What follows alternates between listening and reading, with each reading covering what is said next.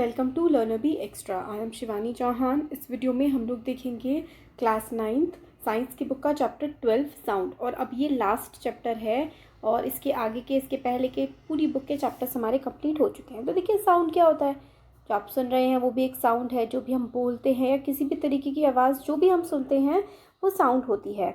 तो यही हमें इसमें बताते हैं स्टार्टिंग में कि हर रोज़ हम लोग बहुत सारी साउंड सुनते हैं, जैसे कि इंसानों की, जानवरों की, मशीन्स की, बेल्स, टेलीविज़न, रेडियोज़, इन सब की आवाज़ें हम सुनते हैं। साउंड एक फॉर्म ऑफ एनर्जी होता है which produces a sensation of hearing in our ears. तो एक फॉर्म ऑफ एनर्जी होती है साउंड, जो कि एक सेंसेशन प्रोड्यूस करती है हमारे कानों में। जैसे कि कोई देखिए बेसिकली साउंड तब प्रोड्यूस होती है जब कुछ वाइब्रेशंस होती हैं, वो वाइब्रेशन मिल करके एक साउंड की हम लोग को कुछ आवाज़ आ पाती है। तो साउंड क्या है, एक एनर्जी की फॉर्म है जो कि सेंसेशन प्रोड्यूस करती है of hearing in are years. हम लोग सुन पाते हैं, एक एनर्जी की फॉर्म है जिसकी हेल्प से हम सुन पाते हैं। There are also other forms of energy, जैसे कि mechanical energy, light energy etcetera. Mechanical energy जो कि जैसे कि हम लोग वर्क कर रहे हैं, लाइट एनर्जी जो रोशनी होती है ना, कई सारे टाइप की एनर्जी होती है, इसमें से एक साउंड एनर्जी भी होती है। तो हम लोगों ने बात की मैकेनिकल एनर्जी के बारे में। इससे पहले के चैप्टर में हम लोगों ने काफ़ी कुछ kinetic energy, mechanical energy, potential energy, है ना, बहुत कुछ देखा था। और आप लोगों ने कंजर्वेशन ऑफ एनर्जी के बारे में भी पढ़ा है। इसमें हमें बताते हैं कि एनर्जी ना तो क्रिएट की जा सकती है और ना ही डिस्ट्रॉय की जा सकती है। मतलब एनर्जी जो है ना ही आप बना सकते हैं और ना ही उसको ख़त्म कर सकते हैं, सिर्फ हम उसको एक फॉर्म से दूसरे फॉर्म में बदल सकते हैं। तो energy can neither be created nor be destroyed, it can only be change from one form to the other. तो एक फॉर्म से दूसरी फॉर्म में हम सिर्फ और सिर्फ एनर्जी को चेंज कर सकते हैं, हम उसको ख़त्म या फिर जनरेट नहीं कर सकते। जब हम लोग अब आगे हमें बताते हैं कि जब हम ताली बजाते हैं तो एक साउंड प्रोड्यूस होती है। और क्या can you produce a sound without utilising your energy, क्या आप लोग अपनी एनर्जी का इस्तेमाल किए बिना कोई साउंड क्रिएट कर सकते हैं? और which form of energy did you use to produce sound, आप किस तरीके की एनर्जी का इस्तेमाल करते हैं साउंड को प्रोड्यूस करने के लिए? कुछ क्वेश्चंस हैं जिसके आंसर हम आगे हमें मिलेंगे। इस चैप्टर में हम यही सब चीज़ें पढ़ने वाले हैं कि किस तरीके से साउंड प्रोड्यूस होती है और किस तरीके से एक जगह से दूसरी जगह साउंड पहुंचती है। तो देखिए एक फॉर्म ऑफ मैकेनिकल एनर्जी भी आप कह सकते हैं, एनर्जी हम लोग लगा रहे हैं तभी साउंड जो है वो एक जगह से दूसरी जगह पहुंच पा रही है। और साउंड को ट्रैवल करने के लिए एक मीडियम की ज़रूरत होती है। तो ये जो मीडियम है वो हवा होती है, बेसिकली पानी भी हो सकता है, वैक्यूम में नहीं ट्रैवल कर सकती। तो अलग अलग स्पीड भी होती है। ये सारा का सारा हम आगे इस चैप्टर में देखने वाले हैं। तो प्रोडक्शन ऑफ साउंड, साउंड किस तरीके से प्रोड्यूस होती है। तो एक्टिविटी 12.1 में ना हम लोग को बोला गया है कि आपको एक फोक लेना है, ट्यूनिंग फोक। ये देखिए यहाँ पर ये जो है ना ट्यूनिंग फोक ऐसा होता है कि ऐसा दिखने में होता है, और ये जो तो है ना, इसको आप करके दबाएंगे या फिर कहीं पर मारेंगे तो बहुत देर तक ये वाइब्रेट होता रहता है, बहुत देर तक खिलता रहता है। तो इसको ही हम लोग ट्यूनिंग फोक बोलते हैं। तो एक्टिविटी में आप लोगों को क्या करना है कि एक ट्यूनिंग फोक लेना है और उसको क्या करना है कि एक रबर बैंड से फिर किसी भी तरीके से आप उसको हाथ से हिला दीजिए। फिर उसके बाद जब आपने उसको हिला दिया है, वो वाइब्रेट कर रहा है, उसको अपने कान के पास लेकर के आइए, आपको कैसी आवाज़ आएगी। फिर उसके बाद उसके जो प्रोंग्स हैं, प्रोंग्स मतलब ये जो है, इनको टच करिए, आपको कैसा फील हो रहा है और अपना एक्सपीरियंस, मतलब हिलता हुआ फील होगा, झंझन झंझन करके आवाज़ आएगी जब आप अपने कान के पास लेकर के जाते हैं। और फिर उसके बाद ये वाली जो एक्टिविटी है, यहाँ पे बोला गया है कि आप एक टेनिस की बॉल लीजिए, उसको यहाँ पे कहीं पर टाई कर दीजिए और उस पर एक धागा बांध दीजिए और उसको हिलाइए। फिर जब वो मूव करेगी ना, और फिर मूव वो करेगी, फिर ये जो वाइब्रेटिंग टॉर्क है, जो आपका फॉर्क था ना, टॉर्क बोला सॉरी, वाइब्रेटिंग फॉर्क था या फिर नॉर्मली फॉर्क था ना, तो आपने इस बॉल पे आप उसको मारिए, इस बॉल को इससे हिलाइए। तो हिलाएंगे तो फिर से वाइब्रेशन क्रिएट होगी, है ना। तो इससे क्या होगा, हम लोगों को समझ में आ जाएगा। Touching the ball gently with the prong of a vibrating tuning fork, observe what happens and discuss with your friend. तो आप देखेंगे कि बॉल हिलने लगेगी इस वाइब्रेशन की वजह से, और इसमें जब बॉल पे ये मारेगी फोक तो इसमें वाइब्रेशन क्रिएट होगी, आपको आवाज़ भी आएगी उसकी और आप फील भी कर पाएंगे।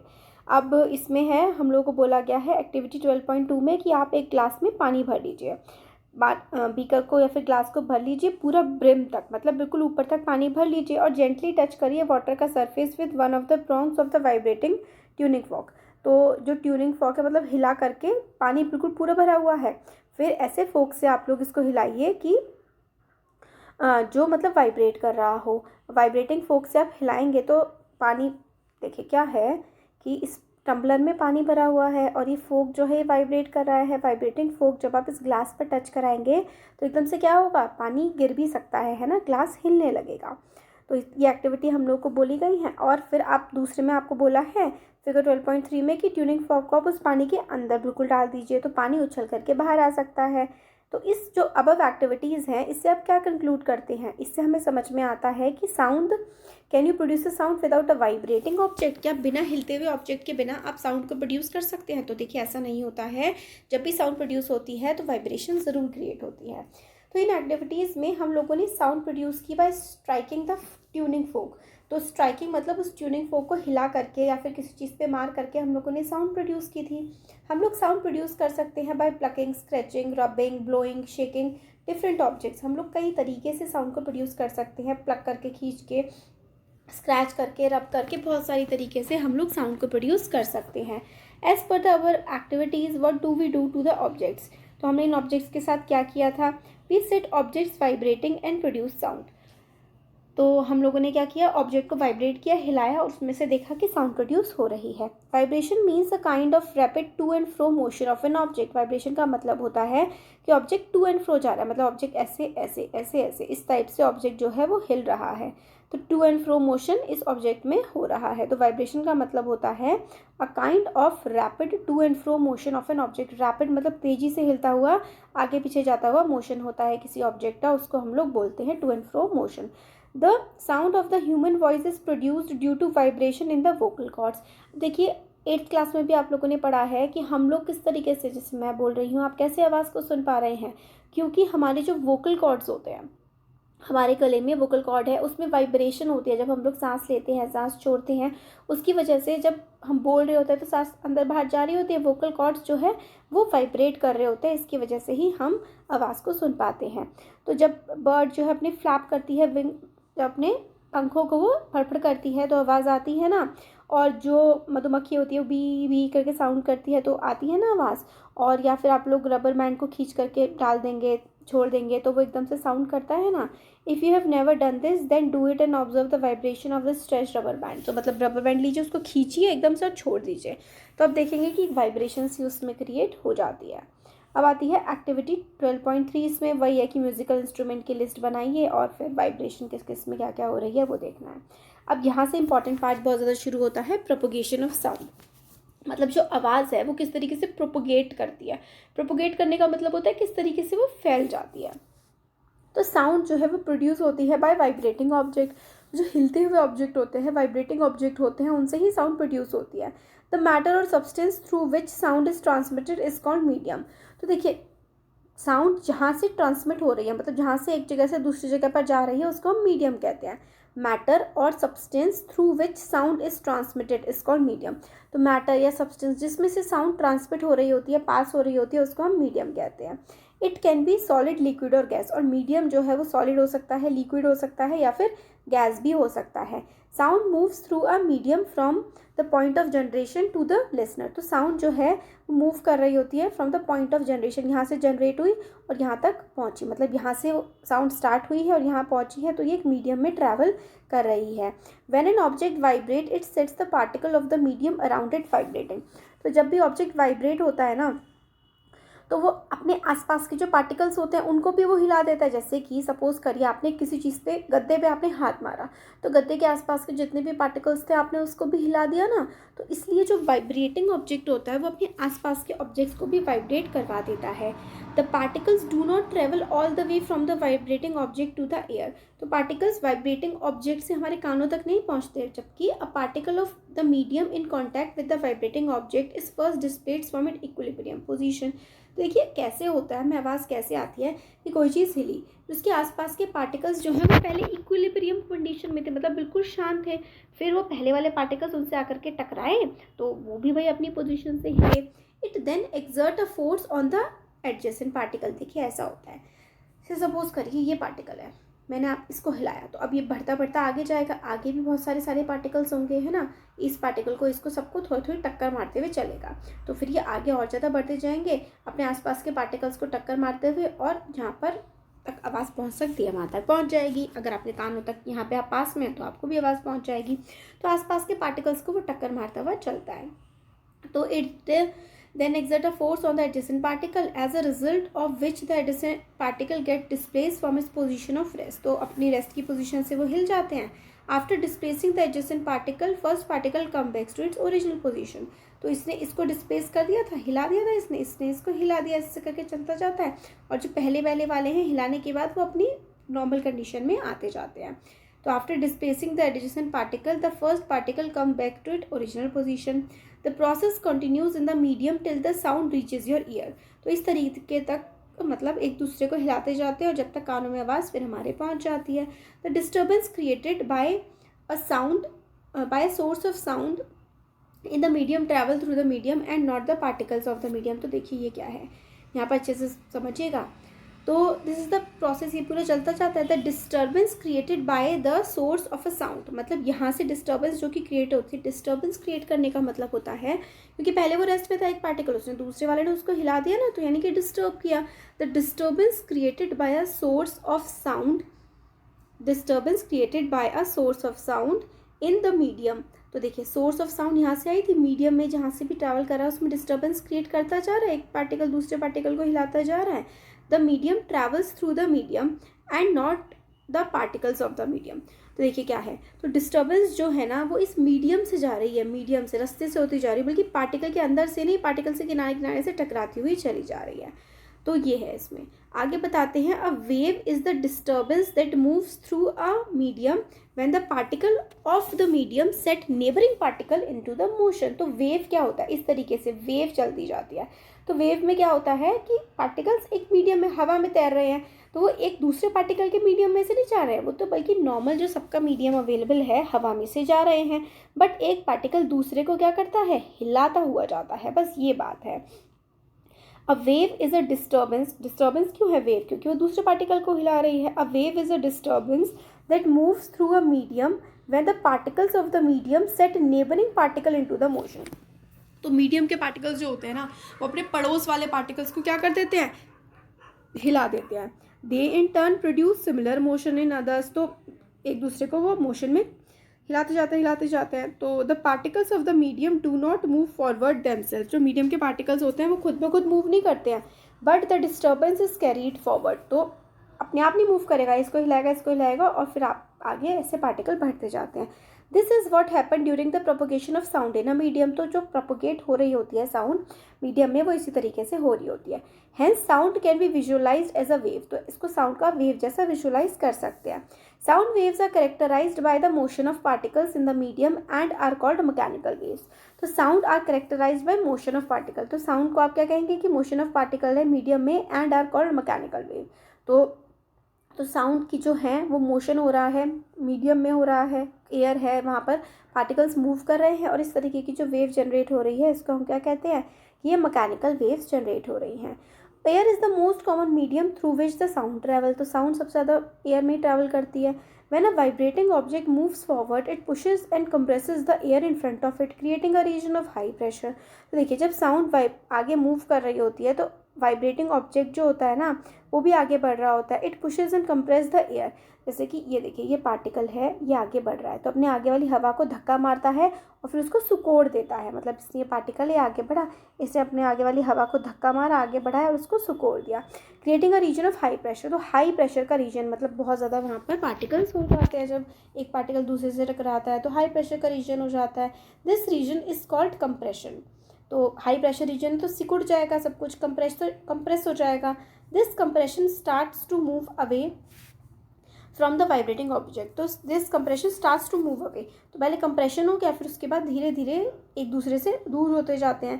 When the vibrating object moves backward it creates region of low pressure.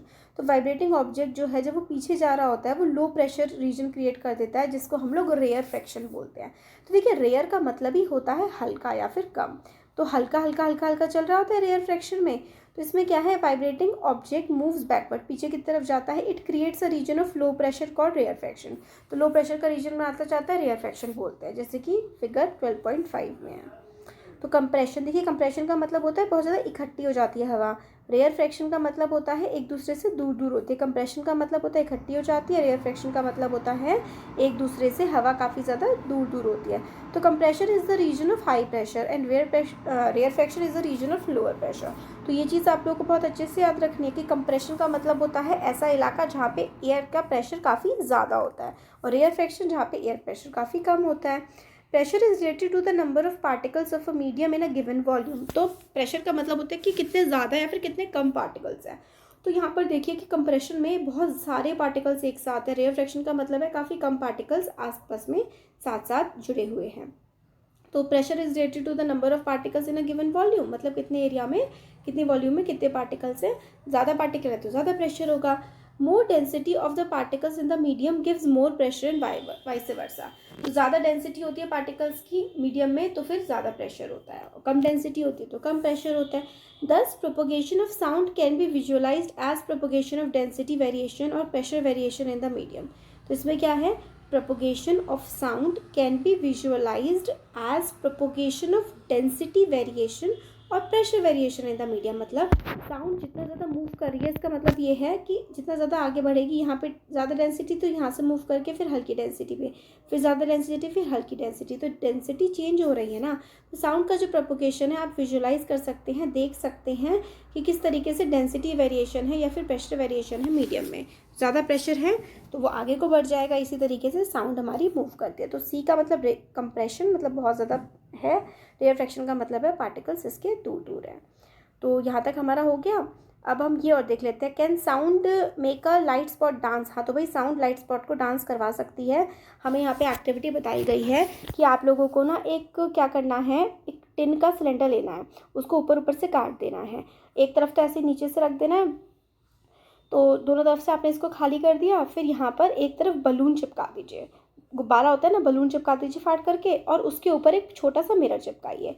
फिर आप एक अंधेरे कमरे में या फिर मतलब ऐसी जगह जाइए जहाँ कम लाइट हो, फिर एक तरफ से ऐसे करके लाइट का सोर्स आ रहा हो हल्का सा, और आप यहाँ से फूंक मारिए। तो आप फूंक मारेंगे ना, जैसे जैसे आप फूंक मारते जाएंगे तो लाइट हिलती जाएगी, कभी यहाँ पर दिखेगी आपके फूंक मारने से, कभी यहाँ पर दिखेगी, कभी यहाँ पर दिखेगी, अलग अलग जगह आप लोगों को लाइट दिखेगी। तो इसका मतलब क्या है कि जो साउंड है वो लाइट को मूव कर सकती है, मतलब जहाँ पर ज़्यादा तेज़ साउंड होगी उसकी तरफ को लाइट मूव कर जाएगी, क्योंकि जहाँ पे ज़्यादा प्रेशर होगा उसके साथ साथ कम प्रेशर के हिसाब से वो मूव करती जाएगी।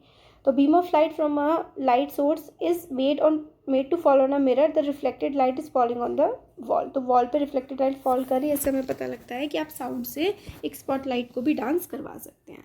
तो इस वीडियो में हम लोग इतना ही देख रहे हैं, आगे का चैप्टर हम आगे के वीडियो में देखेंगे। तो कैसा लगा ज़रूर बताइएगा, अच्छा लगा तो लाइक करिए, चैनल को सब्सक्राइब करिए, अपने फ्रेंड्स के साथ शेयर करिए। Thank you. नबी extra, I am Shivani Chauhan. इस वीडियो में हम लोग देखेंगे क्लास 9 साइंस की बुक का चैप्टर 12 साउंड। इससे पहले हम लोग काफ़ी कुछ ये सारा कवर कर चुके हैं, और साउंड को मीडियम की ज़रूरत होती है, मतलब वैक्यूम में ट्रैवल नहीं कर सकता है साउंड जो है, कोई ना कोई तरीका, जैसे सॉलिड हो, लिक्विड हो, गैस हो, कुछ भी हो, हवा हो, मतलब मीडियम चाहिए साउंड को ट्रैवल करने के लिए। अब यहाँ से देखते हैं साउंड वेव्स आर लॉन्गिट्यूडनल। तो लॉन्गिट्यूडनल वेव्स क्या होती हैं, ट्रांसवर्स वेव क्या होती हैं, एग्जाम के लिए बहुत ज़्यादा इंपॉर्टेंट है, और अब इस वीडियो में हम यहाँ से आगे का ही देखने वाले हैं। तो एक्टिविटी में कहा गया है एक स्लिंगी लीजिए, इससे जो स्प्रिंग होता है इसको एक तरफ से खींचिए, एक तरफ से आप खींचिए, एक तरफ से आपके फ्रेंड खींचेंगे। तो आप लोग खींचिए, फिर खींचने के बाद आप इसको दबाइए भी। तो जहाँ पर ये स्लिंगी पास आ रहा है, जो मतलब बिल्कुल पास पास पास पास है ना, उसको हम कंप्रेशन कहते हैं। और जहाँ ये थोड़े थोड़े से दूर आ जाते हैं, जहाँ दूर आ जाते हैं उसको हम लोग रेयर फ्रैक्शन कहते हैं। तो देखिए जो पास आ जाते हैं तो उसको कंप्रेशन कहते हैं, और जो ये दूर दूर दूर दूर होते हैं तो इसको हम लोग कहते हैं ये रेयर फ्रैक्शन है। तो लॉन्गिट्यूडनल वेव ना स्लिंगी। अब लॉन्गिट्यूडनल वेव क्या होती है ये हम देखने वाले हैं।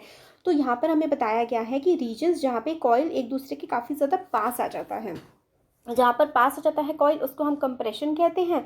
और रीजन्स जहाँ पर कॉइल काफ़ी ज़्यादा दूर होता है, मतलब देखिए ऐसे ऐसे करके काफ़ी ज़्यादा पास है ना, और ऐसे ऐसे करके काफ़ी दूर होता है, तो हम इसको रेयर फ्रैक्शन कहते हैं। तो पास वाले को कंप्रेशन और दूर वाले को रेयर फ्रैक्शन कहते हैं। तो जैसा कि हम लोग को पता है sound propagates in a medium in a series of compression and rarefaction. तो साउंड जो है वो सीरीज ऑफ कंप्रेशन और रेयर फ्रैक्शन में ही ट्रेवल करती है। तो कई बार साउंड के जो पार्टिकल्स होते हैं वो ऐसे पास होते हैं, और कई बार क्या होते हैं काफ़ी दूर दूर होते हैं। तो सीरीज यूज़ ऑफ कंप्रेशन भी होता है और रेयर फ्रिक्शन भी होता है जब साउंड ट्रैवल कर रही होती है एक जगह से दूसरी जगह पर। ये हमें बताया गया है। Now we can compare the propagation of disturbance in a slinky with the sound propagation in the medium. तो जैसे स्लिंगी में ये पास हो रहे हैं, स्प्रिंग दूर हो रहे हैं, इसी तरीके से साउंड भी किसी मीडियम में ट्रैवल करती है। These waves are called longitudinal waves. इस तरीके से ऐसे ऐसे करके जो वेव्स चल रही होती हैं इनको ही हम लोग लॉन्गिट्यूडनल वेव्स कहते हैं।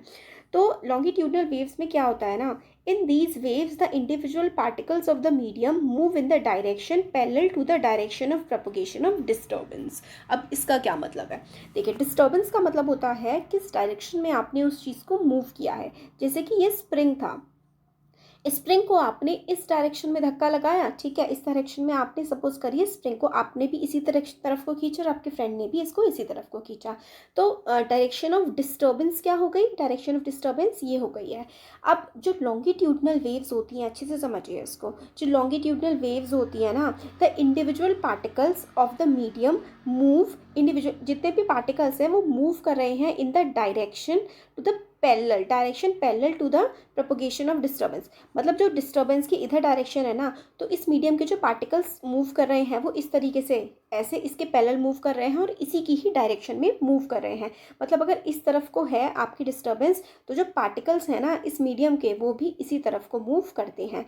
तो यहाँ पर देखिए यही लिखा हुआ है, in these waves the individual particles of the medium move in a direction parallel to the direction of propagation of disturbance. तो इस डायरेक्शन में अगर डिस्टर्बेंस है तो पार्टिकल्स भी इसी डायरेक्शन में मूव करेंगे।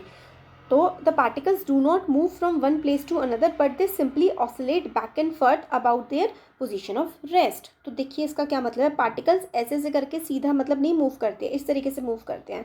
तो particles do not move from one place to other, मतलब एक प्लेस से दूसरी प्लेस ऐसे करके मूव नहीं करते हैं, ये ऐसे मूव करते हैं। मतलब ये पार्टिकल यहाँ से यहाँ को गया, ठीक है। तो particles do not move from one place to another, they simply oscillate back and forth. तो बैक गया पहले ऐसे करके पार्टिकल, फिर वो आगे बढ़ गया, फिर आगे बढ़ा, फिर ऐसे करके आगे बढ़ा, फिर से बैक आया, फिर से आगे बढ़ा, फिर आगे बढ़ा, फिर से बैक आया, फिर से आगे बढ़ा। तो ऐसे back and forth, back and forth, back and forth, इस तरीके से एक बार पीछे आता है फिर आगे बढ़ता है। जैसे पीछे आया फिर आगे बढ़ा, फिर इतना पीछे आया फिर आगे बढ़ा। तो मीन पोजीशन ये रेस्ट पोजीशन है, तो यहाँ से ऐसे गया, ठीक है, ऐसे यहाँ से पार्टिकल आगे गया ऐसे करके, फिर यहाँ से फिर इतना पीछे आया, फिर आगे बढ़ा, फिर पीछे आया। इस तरीके से बैक एंड फॉर्थ करके ये पार्टिकल्स जो हैं मूव करते हैं। तो particles do not move from one place to another but they simply oscillate, oscillation ऐसे ऐसे करके होता है ना, तो ये सिंपली क्या करते हैं, ऑसिलेट करते हैं बैक एंड फॉर्थ अपने रेस्ट पोजीशन पे। That is exactly how sound wave propagates, and sound wave is a longitudinal wave. तो साउंड वेव जो है वो लॉन्गिट्यूडनल वेव है, क्योंकि जैसे कि स्प्रिंग होता है, आप देखते हैं कि स्प्रिंग से घन घन घन घन घन घन करता है, मतलब एक पोजीशन पे वापस जाता है फिर आगे बढ़ता है, फिर इसी पोजीशन पे वापस जाता है फिर आगे, फिर पोजीशन पे वापस फिर आगे। इस तरीके से जो ट्रैवल करते हैं ना उसको हम लोग लॉन्गिट्यूडनल वेव कहते हैं। तो बैक एंड फॉर्थ जो है वो साउंड वेव ट्रैवल करती है। अब लॉन्गिट्यूडनल वेव आपने देख लिया, तो पीछे आगे इस तरीके से साउंड वेव ट्रैवल करती है। अब एक दूसरे टाइप की भी वेव होती है जिसे हम लोग कहते हैं कि ये जो है वो ट्रांसवर्स वेव है। तो ट्रांसवर्स वेव जो होती है, in a transverse wave particles do not oscillate, मतलब ऐसे ऐसे आगे पीछे करके नहीं जाते हैं along the direction of propagation but oscillate up and down about their mean position as they travel. तो जो लॉन्गिट्यूडनल वेव में तो बैक एंड फॉर्थ है ना, बट ये जो ट्रांसवर्स वेव होती है इसमें ऊपर नीचे ऐसे ऐसे करके ऊपर नीचे इस तरीके से ट्रैवल ये करता है। तो अनदर टाइप ऑफ वेव जो है वो ट्रांसवर्स वेव है, जो ऊपर नीचे करके ऑसिलेट करता है along the direction of wave propagation but oscillate up and down about the mean position as the wave travel. तो ऐसे अप एंड डाउन करके जो है ट्रांसवर्स वेव ट्रेवल करती है। This transfer wave is one in which individual particle of the medium move about their mean position in a direction perpendicular to the direction of wave of propagation। तो देखिए propagation इधर हो रहा है ना अगर इस डायरेक्शन में, तो जो पार्टिकल्स हैं वो ऐसे इसके परपेंडिकुलर का मतलब ऐसे करके सीधा 90 डिग्री होता है ना। तो डायरेक्शन अगर इधर है ना तो इसके जो पार्टिकल्स होंगे वो ऐसे 90 डिग्री पे इसके मूव कर रहे होते हैं। तो ट्रांसवर्स वेव में 98 डिग्री पे ट्रैवल करते हैं और जो लॉन्गिट्यूडनल वेव होती है उसमें पैरेलल ट्रैवल करते हैं। तो इसमें ये बताया गया है।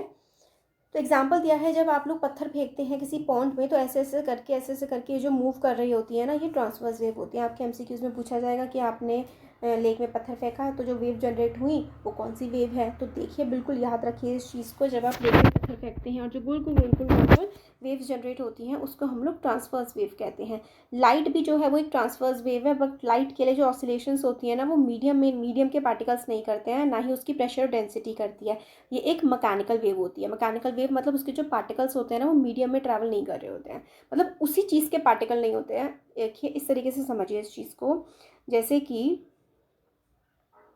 तो देखिए जो मैकेनिकल वेव होती है ना, उसको हमेशा एक मीडियम, मतलब उस जो मैकेनिकल वेव होती है ना, उसमें को एक मीडियम ज़रूर चाहिए होता है ट्रैवल करने के लिए। पर जो लाइट वेव होती है वो मैकेनिकल वेव नहीं होती है, और जो मैकेनिकल वेव होती है वो कभी भी वैक्यूम से ट्रैवल नहीं कर सकती है। और लाइट वेव, आपको बस ये याद रखना है कि लाइट वेव मैकेनिकल वेव नहीं होती है, क्योंकि लाइट वेव क्या है, एक ट्रांसवर्स वेव है, बट लाइट जो है उसकी जो पार्टिकल का ऑसिलेशन होता है ना, वो मीडियम के पार्टिकल्स का नहीं होता है, और ना ही उसकी प्रेशर या फिर डेंसिटी का होता है। तो बस ये थोड़ा सा इसमें डिफरेंस है कि लाइट एक ऐसी ट्रांसवर्स वेव है जिसमें the oscillations are not of the medium particle. तो पार्टिकल के अंदर जो मीडियम है ना, उस मीडियम के जो पार्टिकल्स हैं उनका ऑसिलेशन नहीं हो रहा होता है लाइट वेव में। ये चीज़ इंपॉर्टेंट है।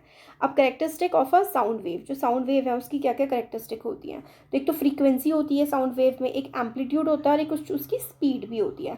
तो साउंड वेव जो 12.8 फिगर में ग्राफिक फॉर्म में रिप्रेजेंट किया हुआ है, तो ये देखिए ये जो है ये कंप्रेशन है, मतलब इसके बहुत ज़्यादा पार्टिकल्स पास पास है। रेयर फ्रैक्शन मतलब पार्टिकल दूर हैं। तो यही इसमें है। आप देखते हैं इसमें साउंड वेव जो है ग्राफिक फॉर्म में हमने देख ली, which represent how density and pressure change when the sound wave moves in a medium. तो साउंड वेव जैसे किसी मीडियम में मूव करती है तो किस तरीके से उसका प्रेशर चेंज होता है, कैसे उसकी डेंसिटी चेंज होती है। तो प्रेशर डेंसिटी चेंज होती है ना काफ़ी ज़्यादा, तो किस तरीके से क्या क्या होता है। तो ये जो ग्राफ है इसमें दिखाया गया है, विच represent how density and pressure change when the sound wave moves in a medium. तो साउंड वेव जब किसी मीडियम से मूव करती है तो किस तरीके से प्रेशर और डेंसिटी चेंज होती है उस मीडियम की। Density as well as the pressure of the medium at a given time varies with the distance. तो किसी भी मीडियम की डेंसिटी भी वेरी करती है और उसका प्रेशर भी वेरी करता है। जैसे डिस्टेंस जितना जितना ट्रैवल करते जाएंगे ना, उतना उसकी डेंसिटी में भी वेरिएशन आता जाएगा और उसके प्रेशर में भी वेरिएशन आता जाएगा eight a given time distance के साथ साथ। मतलब जितना साउंड वेव ट्रैवल करेगी उसके प्रेशर में, उसकी डेंसिटी में डिफरेंस आएगा। Above and below the average value of density and pressure. तो जो एवरेज वैल्यू होती है, जैसे कि सपोज करिए प्रेशर की एवरेज वैल्यू 10 है, तो वो जैसे आगे मूव करेगा ना, तो उसकी थोड़ी सी एवरेज वैल्यू का मतलब होता है कि इससे ऊपर भी कुछ होगा, इससे नीचे भी कुछ होगा। तो ये एग्जांपल के लिए अगर उसकी वैल्यू 10 है साउंड वेव की एवरेज डेंसिटी, तो वो बढ़ती भी जाएगी और घटती भी जाएगी। मतलब जैसे जैसे वो ट्रैवल करेगा, कभी कंप्रेशन आएगा, कभी रेयर फ्रैक्शन आएगा ना, तो density as well as the pressure of the medium at a given time varies with distance. Distance के साथ प्रेशर और डेंसिटी दोनों उस मीडियम के बदलते जाते हैं। तो फिर उसके बाद फिगर में रिप्रेजेंट हमने देख ही लिया है। The density and pressure variations किस तरीके से होते हैं। Sound wave propagate in a medium. तो जब साउंड वेव किसी मीडियम में प्रोपोगेट कर रही होती है तो डेंसिटी वेरिएशन और प्रेशर वेरिएशन किस तरीके से होते हैं, ये हमें इस फिगर में दिखाया। कभी कम होता है, कभी ज़्यादा होता है, बस यही होता है। अब इसमें है compressions are the region where particles are crowded together and represented by the upper portion of the curve. तो 18 पॉइंट सी है। तो कंप्रेशन क्या होता है, जब पार्टिकल्स काफ़ी ज़्यादा पास पास होते हैं। तो पार्टिकल्स जब पास पास होते हैं तो क्या होता है, कंप्रेशन। पार्टिकल्स पास हैं तो कंप्रेशन है ना, और पार्टिकल्स जब भीड़ लगाए हुए हैं तो कंप्रेशन हो रहा है, और जब पार्टिकल्स दूर दूर हैं तो rarefaction. Crowded together and represented by the upper portion of the curve. तो अपर पोर्शन कर्व का जो है वो कंप्रेशन दिखा रहा है। The peak represent the region of maximum compression. 10 compressions are the regions where density as well as pressure is high. तो compression ऐसा रीजन होता है जहाँ पे डेंसिटी भी ज़्यादा होती है, जो इनकी टिप वाली है, जहाँ पे डेंसिटी भी काफ़ी ज़्यादा होती है और प्रेशर भी काफ़ी ज़्यादा होता है। तो ये जो टिप होता है ना ऊपर वाला, इसको कंप्रेशन कहते हैं। यहाँ पे डेंसिटी भी सबसे ज़्यादा होती है और प्रेशर भी सबसे ज़्यादा होता है। Rarefactions are the region of low pressure where particles are spread apart and are represented by valley. तो जो रेयर फ्रैक्शन होता है उसमें क्या होता है कि पार्टिकल्स काफ़ी ज़्यादा दूर दूर होते हैं।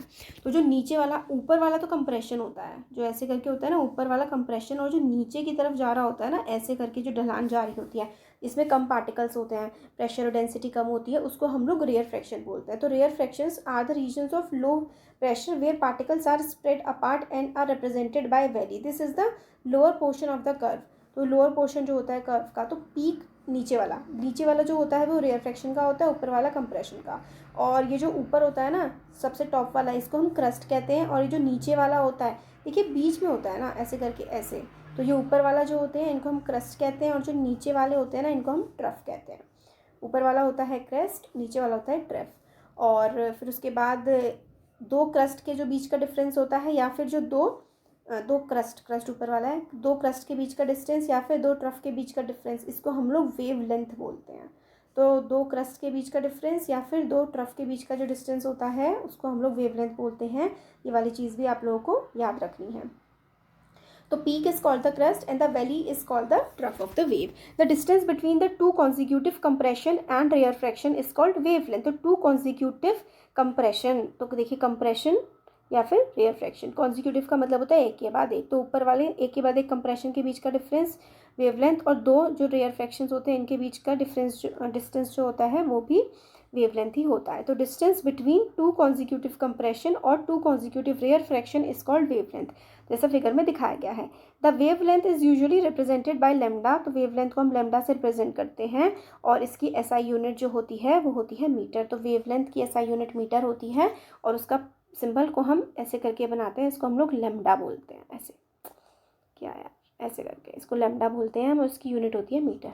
तो हर्ट्ज़ भी होता है, अब हर्ट्ज़ देखते हैं हर्ट्ज़ क्या होता है। तो हेनरिच रुडोल्फ हर्ट्ज़ जिनका बर्थडे होता है 22 फरवरी 1857, जो कि जर्मनी में हुआ था, बर्लिन में इन्होंने अपनी पढ़ाई करी थी, और इन्होंने काफ़ी सारे एक्सपेरिमेंट किए हैं, इलेक्ट्रोमैग्नेटिक थ्योरी दी है, और इन्होंने जो थ्योरीज़ दी हैं, जो एक्सपेरिमेंट किए हैं, उनका काफ़ी ज़्यादा फ्यूचर में भी इस्तेमाल किया गया है, जैसे कि रेडियो में, टेलीग्राफ में, टेलीफोन में और टेलीविज़न में भी। और उन्होंने ये जो फोटो इलेक्ट्रिक इफेक्ट भी डिस्कवर किया था, जिसको आगे एक्सप्लेन किया गया था एल्बर्ट आइंस्टीन के द्वारा। और फ्रीक्वेंसी की यूनिट होती है हर्ट्ज़, ये आपको याद रखना है। और इनकी जो सरनेम था रुडोल्फ का, इनका सरनेम भी हर्ट्ज़ था। इनको ऑनर देने के लिए ही ऐसा यूनिट जो है फ्रीक्वेंसी की वो हर्ट्ज़ रखी गई है, जैसे कि किलोमीटर, मीटर है ना, मीटर ऐसा यूनिट होती है डिस्टेंस की, ऐसे ही फ्रीक्वेंसी की ऐसा यूनिट होती है हर्ट्ज़। अब फ्रीक्वेंसी क्या होता है ये हम लोग देख लेते हैं, फ्रीक्वेंसी के बारे में पढ़ते हैं कि फ्रीक्वेंसी क्या होती है। तो देखिए frequency tells us how frequently an event occurs. तो फ्रीक्वेंसी हमें बताती है कि कोई इवेंट कितनी जल्दी या कितनी धीरे हो रही है। सपोज़ आप लोग एक ड्रम बजा रहे हैं, तो कितनी बार आप उसमें ठक ठक ठक ठक बीट करेंगे, वही उस चीज़ की फ्रीक्वेंसी होती है। तो हम लोग को पता है कि साउंड को प्रोपोगेट होने के लिए, साउंड को आगे बढ़ने के लिए एक मीडियम की ज़रूरत होती है। तो डेंसिटी जो होती है ना, the density of the medium oscillate between the maximum value and the minimum value. तो डेंसिटी जो होती है मीडियम की, वो मैक्सिमम मिनिमम वैल्यू के बीच में ऑसिलेट करता है। तो change in density from the maximum value to minimum value then again to the maximum value makes one complete oscillation. तो मतलब मैक्सिमम मिनिमम, तो इन दोनों के बीच के जो डिफरेंस होते हैं यहाँ से लेकर के यहाँ तक, ये मैक्सिमम वैल्यू और मिनिमम वैल्यू, इससे एक ऑसिलेशन कंप्लीट होता है। तो the number of such oscillation पर unit time is called the frequency of the wave. तो फ्रीक्वेंसी की क्या डेफिनेशन हो गई, नंबर ऑफ ऑसिलेशंस पर यूनिट टाइम। मतलब सपोज करिए कि एक मिनट में कितने ऑसिलेशंस हो रहे हैं, कितनी बार वो ऑब्जेक्ट हिल रहा है, वही उसकी फ्रीक्वेंसी होती है। If you can count the number of compressions और rarefactions that cross per unit time, we will get the frequency of second wave. It is usually represented by nu, nu। तो ये जो ऐसे करके साइन है ना, इसको हम लोग न्यू बोलते हैं। It's SI unit is hertz. तो हर्ट्ज़ हमने देखा था, तो न्यू जो है, न्यू लेटर है, इसकी एसआई यूनिट क्या होती है, हर्ट्ज़ होती है। If we can count number of compressions and rarefaction, तो कंप्रेशन रेयरफैक्शन यूनिट टाइम में, यूनिट टाइम मतलब जितने भी टाइम में आपको गिवन है, जिसकी भी फ्रीक्वेंसी निकालनी है, उस पर्टिकुलर टाइम में कितने कंप्रेशन रेयरफैक्शन हुए हैं, वो अगर आप लोग काउंट कर लेंगे तो आप लोग निकाल लेंगे फ्रीक्वेंसी। तो we will get frequency of sound wave. It is usually represented by nu, its unit is hertz. तो हर्ट्ज़ इसकी यूनिट होती है। तो time taken by two consecutive compression और rarefaction to cross a fixed point is called time period of the wave. तो क्या होता है, कितना टाइम लिया जाता है टू कंसेक्यूटिव कंप्रेशन या फिर रेयरफ्रैक्शन को to cross a fixed point, मतलब एक पॉइंट को क्रॉस करने पे कितने कंप्रेशन रेयरफ्रैक्शन हो रहे हैं, फिर time taken by to consecutive, मतलब एक के बाद एक के बाद एक कंप्रेशन रेयरफेक्शन हो रहे हैं किसी भी पर्टिकुलर पॉइंट को क्रॉस करने में, इस called the time period of the wave. मतलब वेव का कितना टाइम पीरियड है वो, मतलब कितनी यहाँ से लेकर के यहाँ तक जाने में कितने कंप्रेशन रेयरफेक्शन हो रहे हैं, कितना टाइम वो लगा रही है, तो उसका टाइम पीरियड हो जाएगा। In other words we can say that time taken for one complete oscillation is called the time period of the sound wave. तो अगर हम लोग देखें कि कितना टाइम लगता है एक ऑसिलेशन को कंप्लीट करने में किसी भी साउंड वेव को, तो उसको हम लोग कहते हैं टाइम पीरियड, और इसको हम टी से रिप्रेजेंट करते हैं। तो ऐसा यूनिट जो है वो टाइम की सेकंड होती है, और frequency and time are related है। फ्रीक्वेंसी जो होती है ना वो टाइम के इन्वर्सली प्रोपोर्शनल होती है, तो new is equals to 1/t होता है। वायलिन है अगर किसी कमरे में, और फ्लूट भी बज रही है, बांसुरी भी बज रही है, वायलिन भी बज रहा है बिल्कुल सेम टाइम पे ऑर्केस्ट्रा में, तो दोनों की साउंड जो है वो मीडियम से, एक ही मीडियम से ट्रैवल करेगी, हवा से ट्रैवल करती है और हमारे कानों तक पहुंचती है। दोनों की दोनों साउंड जो है वो सेम स्पीड से ट्रैवल कर रही होती है, इरिस्पेक्टिव ऑफ द सोर्स की वो कहाँ से आ रही हैं। बट साउंड्स जो हैं हम लोग को अलग अलग लगती हैं। ऐसा इसलिए होता है क्योंकि उनकी जो साउंड की जो पिच होती है ना वो अलग होती है, तो पिच उनको करेक्टराइज करती है कि मतलब इसकी साउंड ज़्यादा है, इसकी साउंड कम है, ये सारी की सारी चीज़ें हम लोगों को पिच से पता लगती हैं। तो हमारा ब्रेन जो है वो किस तरीके से इंटरप्रेट करता है फ्रीक्वेंसी को, ये डिपेंड करता है उसकी पिच पर, मतलब फ्रीक्वेंसी ज़्यादा है, कम है, या क्या भी जो भी चीज़ है वो डिपेंड करता है, हमारे ब्रेन उसकी पिच से समझता है। तो how brain interpret the frequency of an emitted sound is called its pitch. तो हमारा ब्रेन फ्रीक्वेंसी को किस तरीके से इंटरप्रेट कर रहा है, समझ रहा है, वो पिच पे डिपेंड करता है। जितनी ज़्यादा फास्ट वाइब्रेशन होगी सोर्स की, higher is the frequency and higher is the pitch. तो जितनी बार वो ऐसे ऐसे करके वाइब्रेट करेगा उतनी ही ज़्यादा उसकी फ्रीक्वेंसी होगी, और जितनी ज़्यादा फ्रीक्वेंसी होगी उतनी ही ज़्यादा उस ऑब्जेक्ट की पिच होती है। तो फिगर 12.9 है यहाँ पर देखिए, इसकी देखिए ऑब्वियसली लो पिच होगी क्योंकि कितनी कम वेव्स हैं, और उसमें कितनी ज़्यादा वेव्स हैं क्योंकि बहुत ज़्यादा वो ऑसिलेट कर रहा है। तो जितनी ज़्यादा बार कोई भी ऑब्जेक्ट ऑसिलेट करेगा उतनी ही ज़्यादा उसकी पिच होती है। 10 high pitch sound correspond to more number of compression. High sound का मतलब है ज़्यादा कंप्रेशन रिफ्रैक्शन हो रहे हैं एक पर्टिकुलर टाइम में, मतलब यूनिट टाइम में अगर ज़्यादा कंप्रेशन रिफ्रैक्शन हो रहे हैं तो ज़्यादा फ्रिक्वेंसी है और ज़्यादा उसका पिच है, ज़्यादा पिच है। ऑब्जेक्ट अलग अलग साइज़ के होते हैं, अलग अलग कंडीशंस में वाइब्रेट करते हैं, तो उनकी जो फ्रीक्वेंसी है और उनकी जो साउंड है यानी कि उनकी जो पिच है वो भी अलग होती है। तो अगर ऐसे करके दूर दूर है तो इसकी पिच कम होगी, और इस तरीके से है ऐसे ऐसे ऐसे ऐसे करके तो फिर उसकी पिच ज़्यादा होगी। तो the magnitude of the maximum disturbance in the medium on, तो इसमें हम लोगों को बोला गया है कि magnitude of the maximum disturbance, कितना ज़्यादा डिस्टर्बेंस होगा मीडियम में on either side of the mean value is called the amplitude of the wave.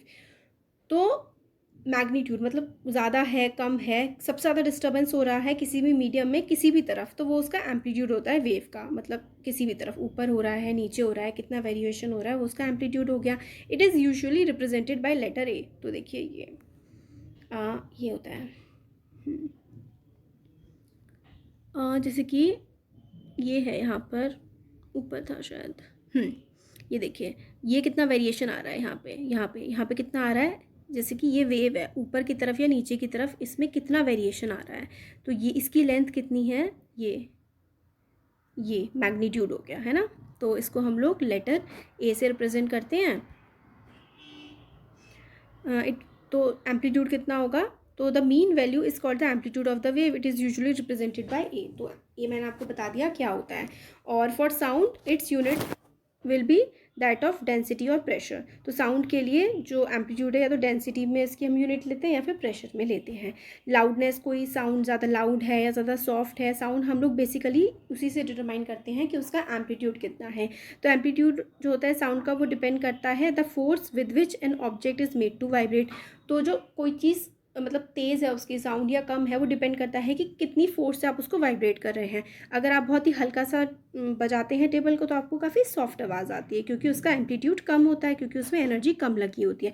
But अगर आप काफ़ी तेज़ एनर्जी के साथ टेबल पे बहुत तेज़ हाथ मारेंगे तो उसकी साउंड काफ़ी ज़्यादा लाउड होगी, क्योंकि आपने काफ़ी ज़्यादा एनर्जी यूज़ करी है, तो उसका एम्पलीट्यूड ज़्यादा होगी और उसकी साउंड ज़्यादा होगी। बट जैसे जैसे डिस्टेंस बढ़ता जाता है ना, वैसे वैसे क्या होता है कि जो साउंड की लाउडनेस है वो कम होती जाती है। आप जितना सोर्स है, सपोज करिए आपने यहाँ टेबल बजाया है, फिर आप दूर जाते जाएंगे तो उसकी साउंड आपको कम आने लगेगी। लाउडर साउंड जो है वो ज़्यादा डिस्टेंस ट्रेवल करती है क्योंकि उसमें ज़्यादा एनर्जी होती है, मतलब तेज़ आवाज़ ज़्यादा दूर तक जाएगी क्योंकि उसमें एनर्जी ज़्यादा होती है। और कम आवाज़ की फ्रिक्वेंसी कम होती है, पिच कम होती है, वो काफ़ी ज़्यादा सॉफ्ट होती है, तो वो कम दूर तक जाएगी। तो सॉफ्ट साउंड देखिए, इसका जो ए है ये कितना छोटा है ना, सॉफ्ट साउंड का ए कितना छोटा है, एम्पलीट्यूड कितना छोटा है सॉफ्ट साउंड का, और लाउड जो साउंड है उसमें कितना बड़ा है ना, कितना बड़ा एम्पलीट्यूड है उसका।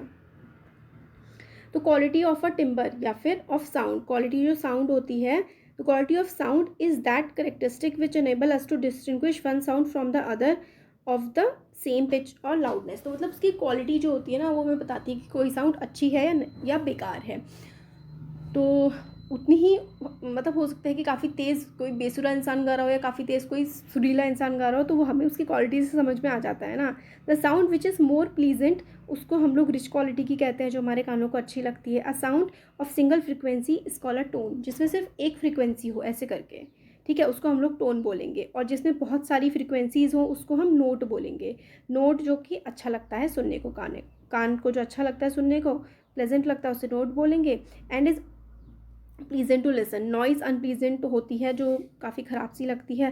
Music is pleasant to hear and it's of rich quality, music जो प्यारा सा होता है वो अच्छा लगता है हमें सुनने में, तो उसकी पिच फ्रीक्वेंसी सब बढ़िया होती है, अच्छी क्वालिटी का वो होता है। तो अब आगे का चैप्टर हम लोग नेक्स्ट वीडियो में कवर करेंगे। तो कैसा लगा वीडियो ज़रूर बताइए, अच्छा लगा तो लाइक करिए, चैनल को सब्सक्राइब करिए, अपने फ्रेंड्स के साथ शेयर करिए। Thank you. Learner B extra, I am Shivani Chauhan. इस वीडियो में हम लोग देखेंगे क्लास 9th साइंस की बुक का चैप्टर 12 साउंड, और इस चैप्टर का पार्ट 4 है। ये थोड़ा बड़ा चैप्टर है इसलिए इसके पार्ट्स बन रहे हैं, है ना, बड़ा है इसलिए तो बन रहे हैं। चलिए स्टार्ट करते हैं यहाँ से, इससे पहले का हम लोग देख चुके हैं।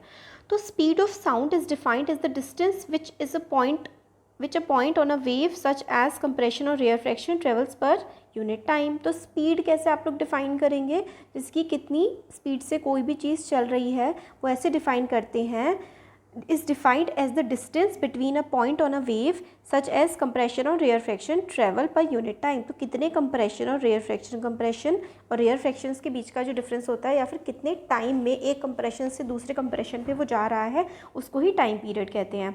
और ये कैसे निकालते हैं, स्पीड क्या होता है, speed is equals to distance upon time होता है, ये हम लोग पढ़ते आ रहे हैं, speed is equals to distance upon time, distance formula से।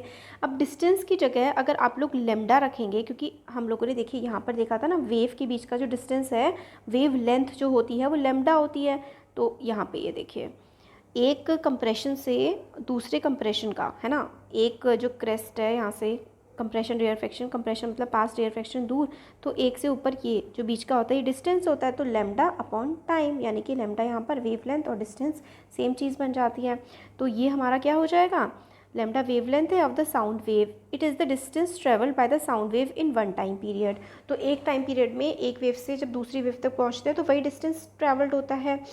तो v is equals to lambda upon T, और टी किसके अपोजिट होता है, टी उल्टा होता है v के, है ना, टी v के उल्टा होता है। तो हमारा क्या बन जाएगा, speed is equals to wave length into frequency हमारा बन जाता है। देखिए कैसे बन रहा है, इसको ज़रा ध्यान से देखिए, लेमडा और टी। अब टी जो है वो हम लोगों ने पहले भी देखा है कि उल्टा होता है, T is equals to 1/v, ऊपर ही देखा था हमने, यहाँ पर देखिए T is equals to 1/v, यहाँ पे ये देखिए ये है ना, v is equals to 1/t है। अब सिमिलरली अगर v is equals to 1/t है तो t is equals to 1/v ही तो होगा। तो यही वाली चीज़ जो है हम लोगों ने यहाँ पर पुट की है। तो speed is equals to wave length into frequency, speed किसके बराबर हो जाएगी, वेव लेंथ और फ्रीक्वेंसी के मल्टीप्लिकेशन के बराबर हो जाती है। या फिर आप इसको अगर शॉर्ट में लिखेंगे तो शॉर्ट में v is equals to lambda into v है और एक म्यू है, तो ज़रा इसमें थोड़ा सा गड़बड़ हो जाती है। आप इससे याद रखिए, स्पीड ये वाला स्पीड है और ये जो न्यू है ये फ्रीक्वेंसी है। तो wavelength into frequency, speed is equals to wavelength into frequency यहाँ पर हमारा आता है, ये याद रखना है। तो the speed of sound remains almost the same for all frequency in a given medium under the same physical condition. तो जो देखिए स्पीड ऑफ साउंड जो है ना, अगर मीडियम सेम है, मीडियम सेम इसका मतलब है कि हवा से ट्रैवल कर रहा है या फिर सॉलिड से ट्रैवल कर रहा है या फिर लिक्विड से ट्रैवल कर रहा है। अगर साउंड सॉलिड से ट्रैवल कर रही है तो उसकी जो साउंड हमें सुनाई दे रही है वो बिल्कुल बराबर होगी, सेम जैसी, उसकी फ्रीक्वेंसी सेम ही रहेगी। बट अगर वो मीडियम चेंज कर रही है, सॉलिड से लिक्विड में जा रही है, तो उसकी फ्रीक्वेंसीज चेंज हो जाएंगी। तो वही हम इसमें आगे देखने वाले हैं कि उसकी जो स्पीड होती है वो अलग अलग मीडियम में कैसे होती है।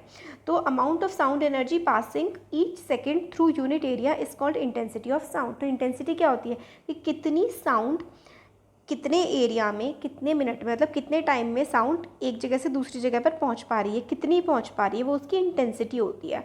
तो amount of sound energy passing each second, her second में वो कितना एरिया कवर कर पा रही है। जो ज़्यादा एरिया कवर कर पाएगी एक सेकेंड में वो ज़्यादा उसकी इंटेंसिटी होगी, और जो कम एरिया कवर कर पाएगी उसकी इंटेंसिटी क्या होगी, कम होगी। तो amount of sound energy passing each second, her second unit area से कितनी साउंड एनर्जी पास कर रही है, वही उसकी साउंड की इंटेंसिटी होती है।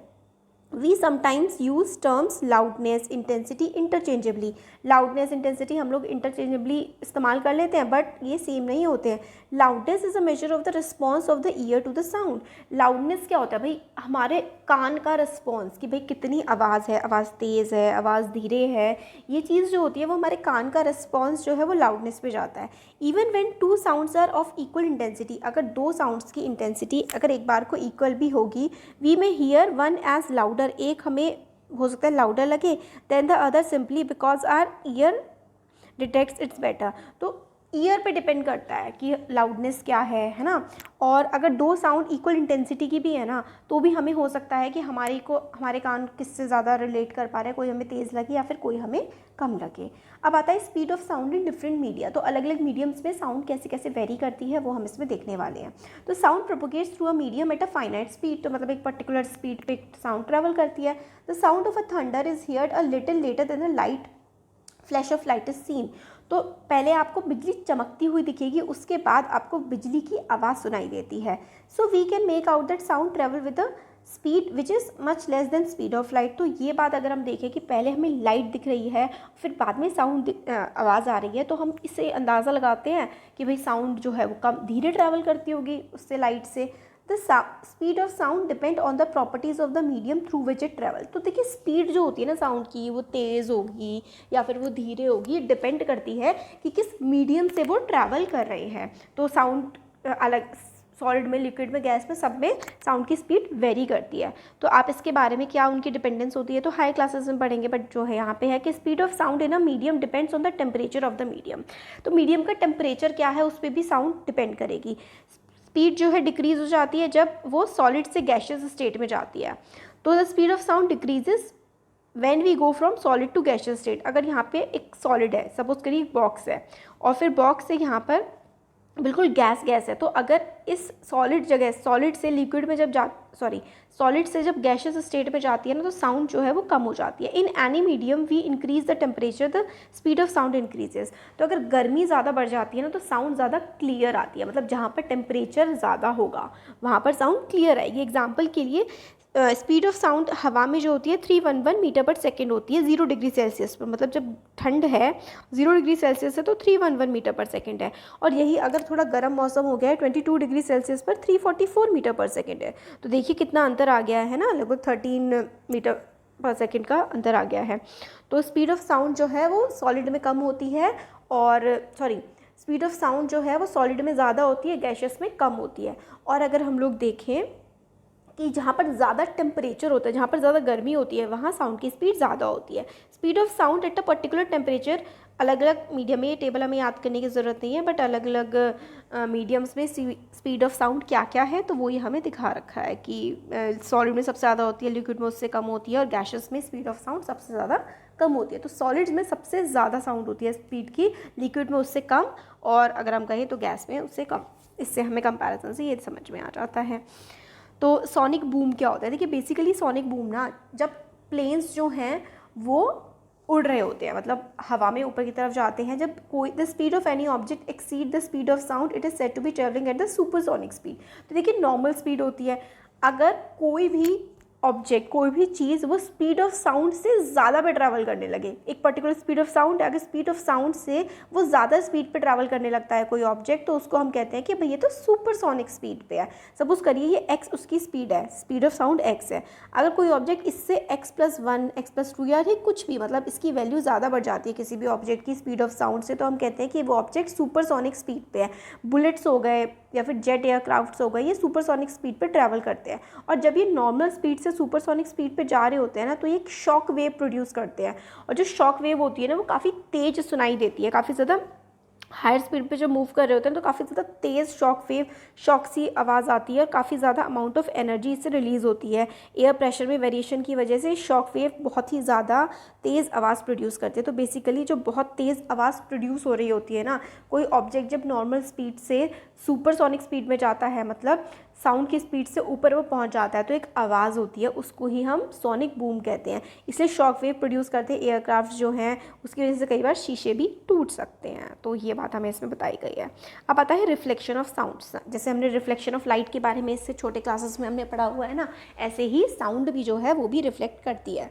तो इसमें हमें बताते हैं कि sound bounces of, sound bounce off करती है, साउंड बाउंसेज ऑफ सॉलिड और liquid like a rubber ball bounce of a wall. तो साउंड सॉलिड से या फिर लिक्विड से बिल्कुल इसी तरीके से बाउंस ऑफ करती है, जैसे कि एक बॉल जो है आप वॉल पे, दीवार पे मारेंगे तो आपके पास वापस आ जाएगी, ऐसे ही साउंड भी बाउंस बैक करती है।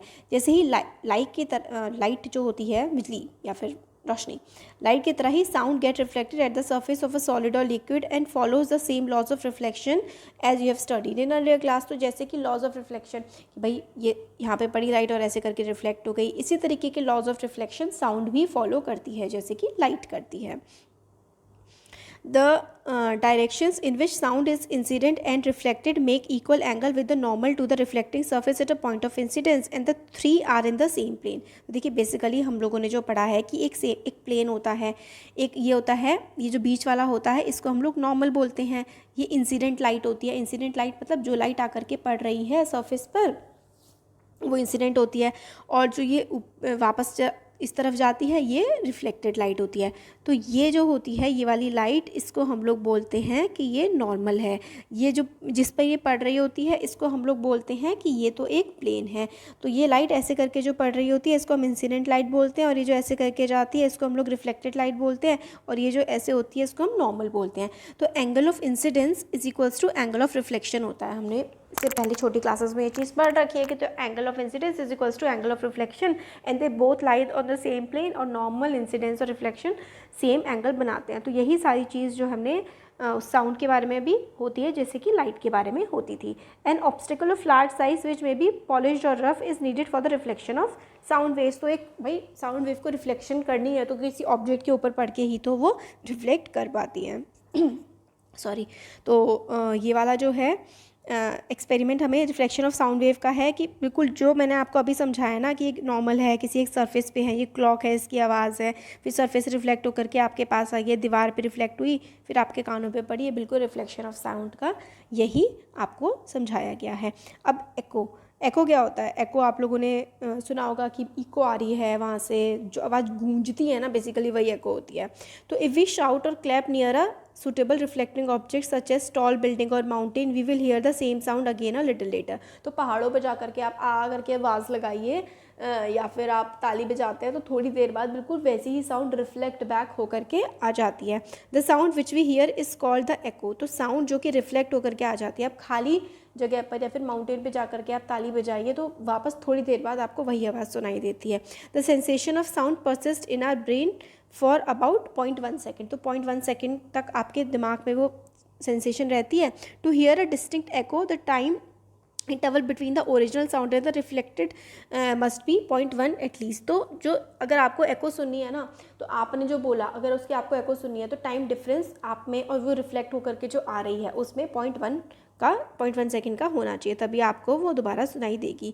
If we take speed of sound to be 344 metre per second, अगर हम देखें कि speed of sound 344 metre per second है एक गिवन टेम्परेचर पे, सपोज करिए 22 डिग्री सेल्सियस पर हवा में, अगर sound must go to the obstacle and reach back the ear of the listener on reflection after 0.1 second. मतलब देखिए बेसिकली ये कहना चाह रहा है कि स्पीड ऑफ साउंड अगर 344 मीटर पर सेकेंड है, टेम्परेचर 22 डिग्री है हवा का, तो आपने जो आवाज़ निकाली है वो किसी ऑब्स्टिकल मतलब कोई भी चीज़ हो सकती है, क्योंकि रिफ्लेक्ट होकर आनी चाहिए ना। अगर वो सीधे चली जाएगी किसी चीज़ से टकराएगी नहीं तो आपको आवाज़ आएगी ही नहीं। इसलिए आपने नोटिस किया होगा खाली कमरे में हमेशा आवाज़ गूंजती है। क्यों? क्योंकि जो भरा हुआ कमरा होता है ना उसमें बहुत सारे ऑब्जेक्ट्स होते हैं और वो आपकी आवाज़ को टकरा करके जल्दी ही वापस भेज देते हैं। और भरा कमरा होता है तो कुछ आसपास ऑब्जेक्ट नहीं होता, तो आपकी आवाज़ डायरेक्ट दीवार से टकराती है और फिर वापस आती है, तो एक तरह से गूंजती है वो आवाज़, क्योंकि वो दूर ट्रैवल कर रही होती है थोड़ा सा। तो इसमें भी है कि तो जो total distance covered by sound from a point of generation to the reflecting surface back इतना होना चाहिए। बेसिकली 344 मीटर पर सेकेंड जो है, अगर वो स्पीड है उसकी स्पीड ऑफ साउंड की, तो 1 सेकेंड बाद ही वो अगर वापस आएगा तो ही आपको एको सुनाई देगी। दस for hearing distinct echoes the minimum distance of the obstacle from the source of sound must be half the distance, that is 17.2 metre. तो आपका आवाज़ और जो आपका ऑब्जेक्ट है कम से कम इतना 17.2 मीटर इतना डिस्टेंस तो होना ही चाहिए अगर आपको वो इको सुननी है तो। और टेम्परेचर के साथ साथ ये डिस्टेंस भी बदल जाएगा। इको जो है वो may be heard more than once due to successive और मल्टीपल रिफ्लेक्शन। अगर बहुत ज़्यादा रिफ्लेक्शन हो रही है तो एक से ज़्यादा बार भी एको आपको सुनाई दे सकती है। The rolling of thunder is due to successive reflection of sound from a number of reflecting surface such as cloud and land. तो आप लोग जो थंडर की आवाज़ सुनते हैं ना, जो गुड़ बादल होते हैं, वो इसी की वजह से होता है, क्योंकि जो साउंड होती है ना वो कई बार रिफ्लेक्ट हो रही होती है, इसलिए वो साउंड गूंजती है, इसलिए हम लोगों को एको सुनाई देती है। तो इको अगर आपको सुननी है तो किसी भी खाली जगह पर जा सकते हैं। आपकी आवाज़ तेज़ से बोलेंगे पहाड़ों पर तो वो टकरा करके वापस आएगी। 0.1 सेकेंड का अगर उसमें टाइम गैप पड़ रहा है तो आपको वो आवाज़ गूंजती हुई दोबारा से रिपीट होकर के सुनाई देगी। तो आगे का जो चैप्टर है वो हम आगे के वीडियो में देखेंगे। और बाद में क्या करूँगी, मैं सारे के सारे जो चैप्टर जितने भी वीडियोज़ बनेंगे उन सबको एक वीडियो में मर्ज कर दूँगी, तो एक ही वीडियो में भी आपको ये मिल जाएगा। तो कैसा लगा वीडियो ज़रूर बताइए। अच्छा लगा तो लाइक करिए, चैनल को सब्सक्राइब करिए, अपने फ्रेंड्स के साथ शेयर करिए। Thank you. Welcome to learner B extra. I am Shivani Chauhan. इस वीडियो में हम लोग देखने वाले हैं क्लास 9th का चैप्टर साउंड, चैप्टर 12 है और इसका 5th पार्ट है। ये बड़ा चैप्टर है, पार्ट्स बन रहे हैं। थोड़े टाइम में जैसे ये कंप्लीट हो जाएगा उसके बाद मैं सारे के सारे पार्ट्स मर्ज कर दूँगी, तो आपको एक ही वीडियो में सारे के सारे मतलब पूरा चैप्टर मिल जाएगा। अब हम लोगों ने एको वगैरह देख लिया था कि जो आवाज़ गूंज के आती है और पहाड़ों पे आप जाके चिल्लाएंगे तो आपकी 3 बार आवाज़ आएगी, क्योंकि वो रिफ्लेक्ट होकर के आपके पास आती है। अगर 0.1 सेकेंड मतलब इतनी दूरी है अगर, तो 0.1 सेकेंड के टाइम के बाद आपको वो आवाज़ वापस आएगी। इससे पहले के वीडियो में देख लिया है। अब रेवर्बरेशन देखते हैं। A sound created in a big hall will persist by repeated reflection from the wall until it is reduce to a value where it is no longer audible. तो कोई बड़ा सा हॉल है, अगर बहुत ही बड़ा हॉल है और उसमें स्पेशली अगर कुछ चीज़ें ना रखी हों, ज़्यादा खाली सा हो वो, तो अगर आप कुछ बोलेंगे ना तो बहुत ज़्यादा आपकी साउंड की रिफ्लेक्शन होगी वॉल पर, दीवार पर जा जाकर बार बार रिफ्लेक्ट होगी और मतलब बार बार एक तरह से आवाज़ वो आपको सुनाई देती रहेगी। और जब तक आपकी ऑडिबल रेंज में ना रहे मतलब काफ़ी देर तक सुनाई देगी। The repeated reflection that result in the persistence of the sound is called reverberation. तो साउंड जो कि काफ़ी बड़े हॉल में क्रिएट होती है वो परसिस्ट रहती है, मतलब रहती है, 1-2 बार मतलब गूंज के सी सुनाई देती है। वो इसलिए होती है क्योंकि बार बार वॉल से उसका रिफ्लेक्शन हो रहा होता है, वॉल से रिफ्लेक्ट होकर के साउंड आ रही होती है और काफ़ी थोड़े लंबे समय तक वो हमें सुनाई देती है। और जब रिफ्लेक्शन बंद हो जाती है फिर आवाज़ सुनाई नहीं देती है। तो ये जो रिपीटेड रिफ्लेक्शन होता है ना, आपको बार बार एक तरह से क्यों सुनाई देती है आवाज़, अगर आप हॉल में बोलते हैं तो गूंजती सी अलग सी आवाज़ 2-3 बार आती है, वो इसलिए आती है क्योंकि बार बार वॉल पे जाकर के रिपीटेड रिफ्लेक्शन, रेवर्बरेशन आपको याद रखना है तो रख लीजिए रिपीटेड रिफ्लेक्शन, बार बार वॉल से जाकर के आवाज़ आपकी रिफ्लेक्ट होकर के आती है। रिपीटेड रिफ्लेक्शन की वजह से रेवर्बरेशन होता है। इन एन ऑडिटोरियम या फिर किसी बड़े से हॉल में excessive reverberation is highly undesirable. बड़ा सा हॉल होता है उसमें अगर बहुत ज़्यादा आवाज़ बार बार रिपीट होकर के गूंजेगी तो वो सही नहीं होती है। इसलिए रिवर्बरेशन को रिड्यूस करने के लिए the roof and the walls of auditorium and generally covered with the sound absorbent material like compressed fibre board, rough plaster या फिर ड्रेपरीज। तो आपने देखे होंगे ना कि जो बड़े बड़े ऑडिटोरियम्स होते हैं उसमें काफ़ी सारे पर्दे वगैरह लगे होते हैं या फिर उसमें साउंड एब्जॉर्बेंट वाले मटेरियल लगे होते हैं, क्योंकि अगर कोई शो चल रहा होगा उसकी आवाज़ बार बार रिपीट हो रही होगी, गूंज के आ रही होगी तो वो अच्छा नहीं लगता है। इसलिए वहाँ पे फाइबर बोर्ड या ड्रेपरीज वगैरह लगे होते हैं। तो the seat material are also selected on the basis of the sound absorbing property. तो सीट मटेरियल भी ऐसा होता है जिस पे बैठे होते हैं, उसका कपड़ा भी ऐसा होता है जो कि साउंड को एब्जॉर्ब कर ले। तो इसलिए जो रेवर्बरेशन के प्रोसेस को रोकने के लिए हॉल्स में ये सब किया जाता है।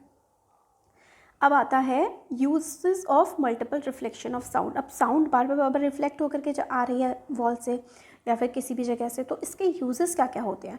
तो मेगाफोन्स और loud hailers, horns, musical instruments such as trumpets and shehnais are all design to send sound in a particular direction without spreading in all direction.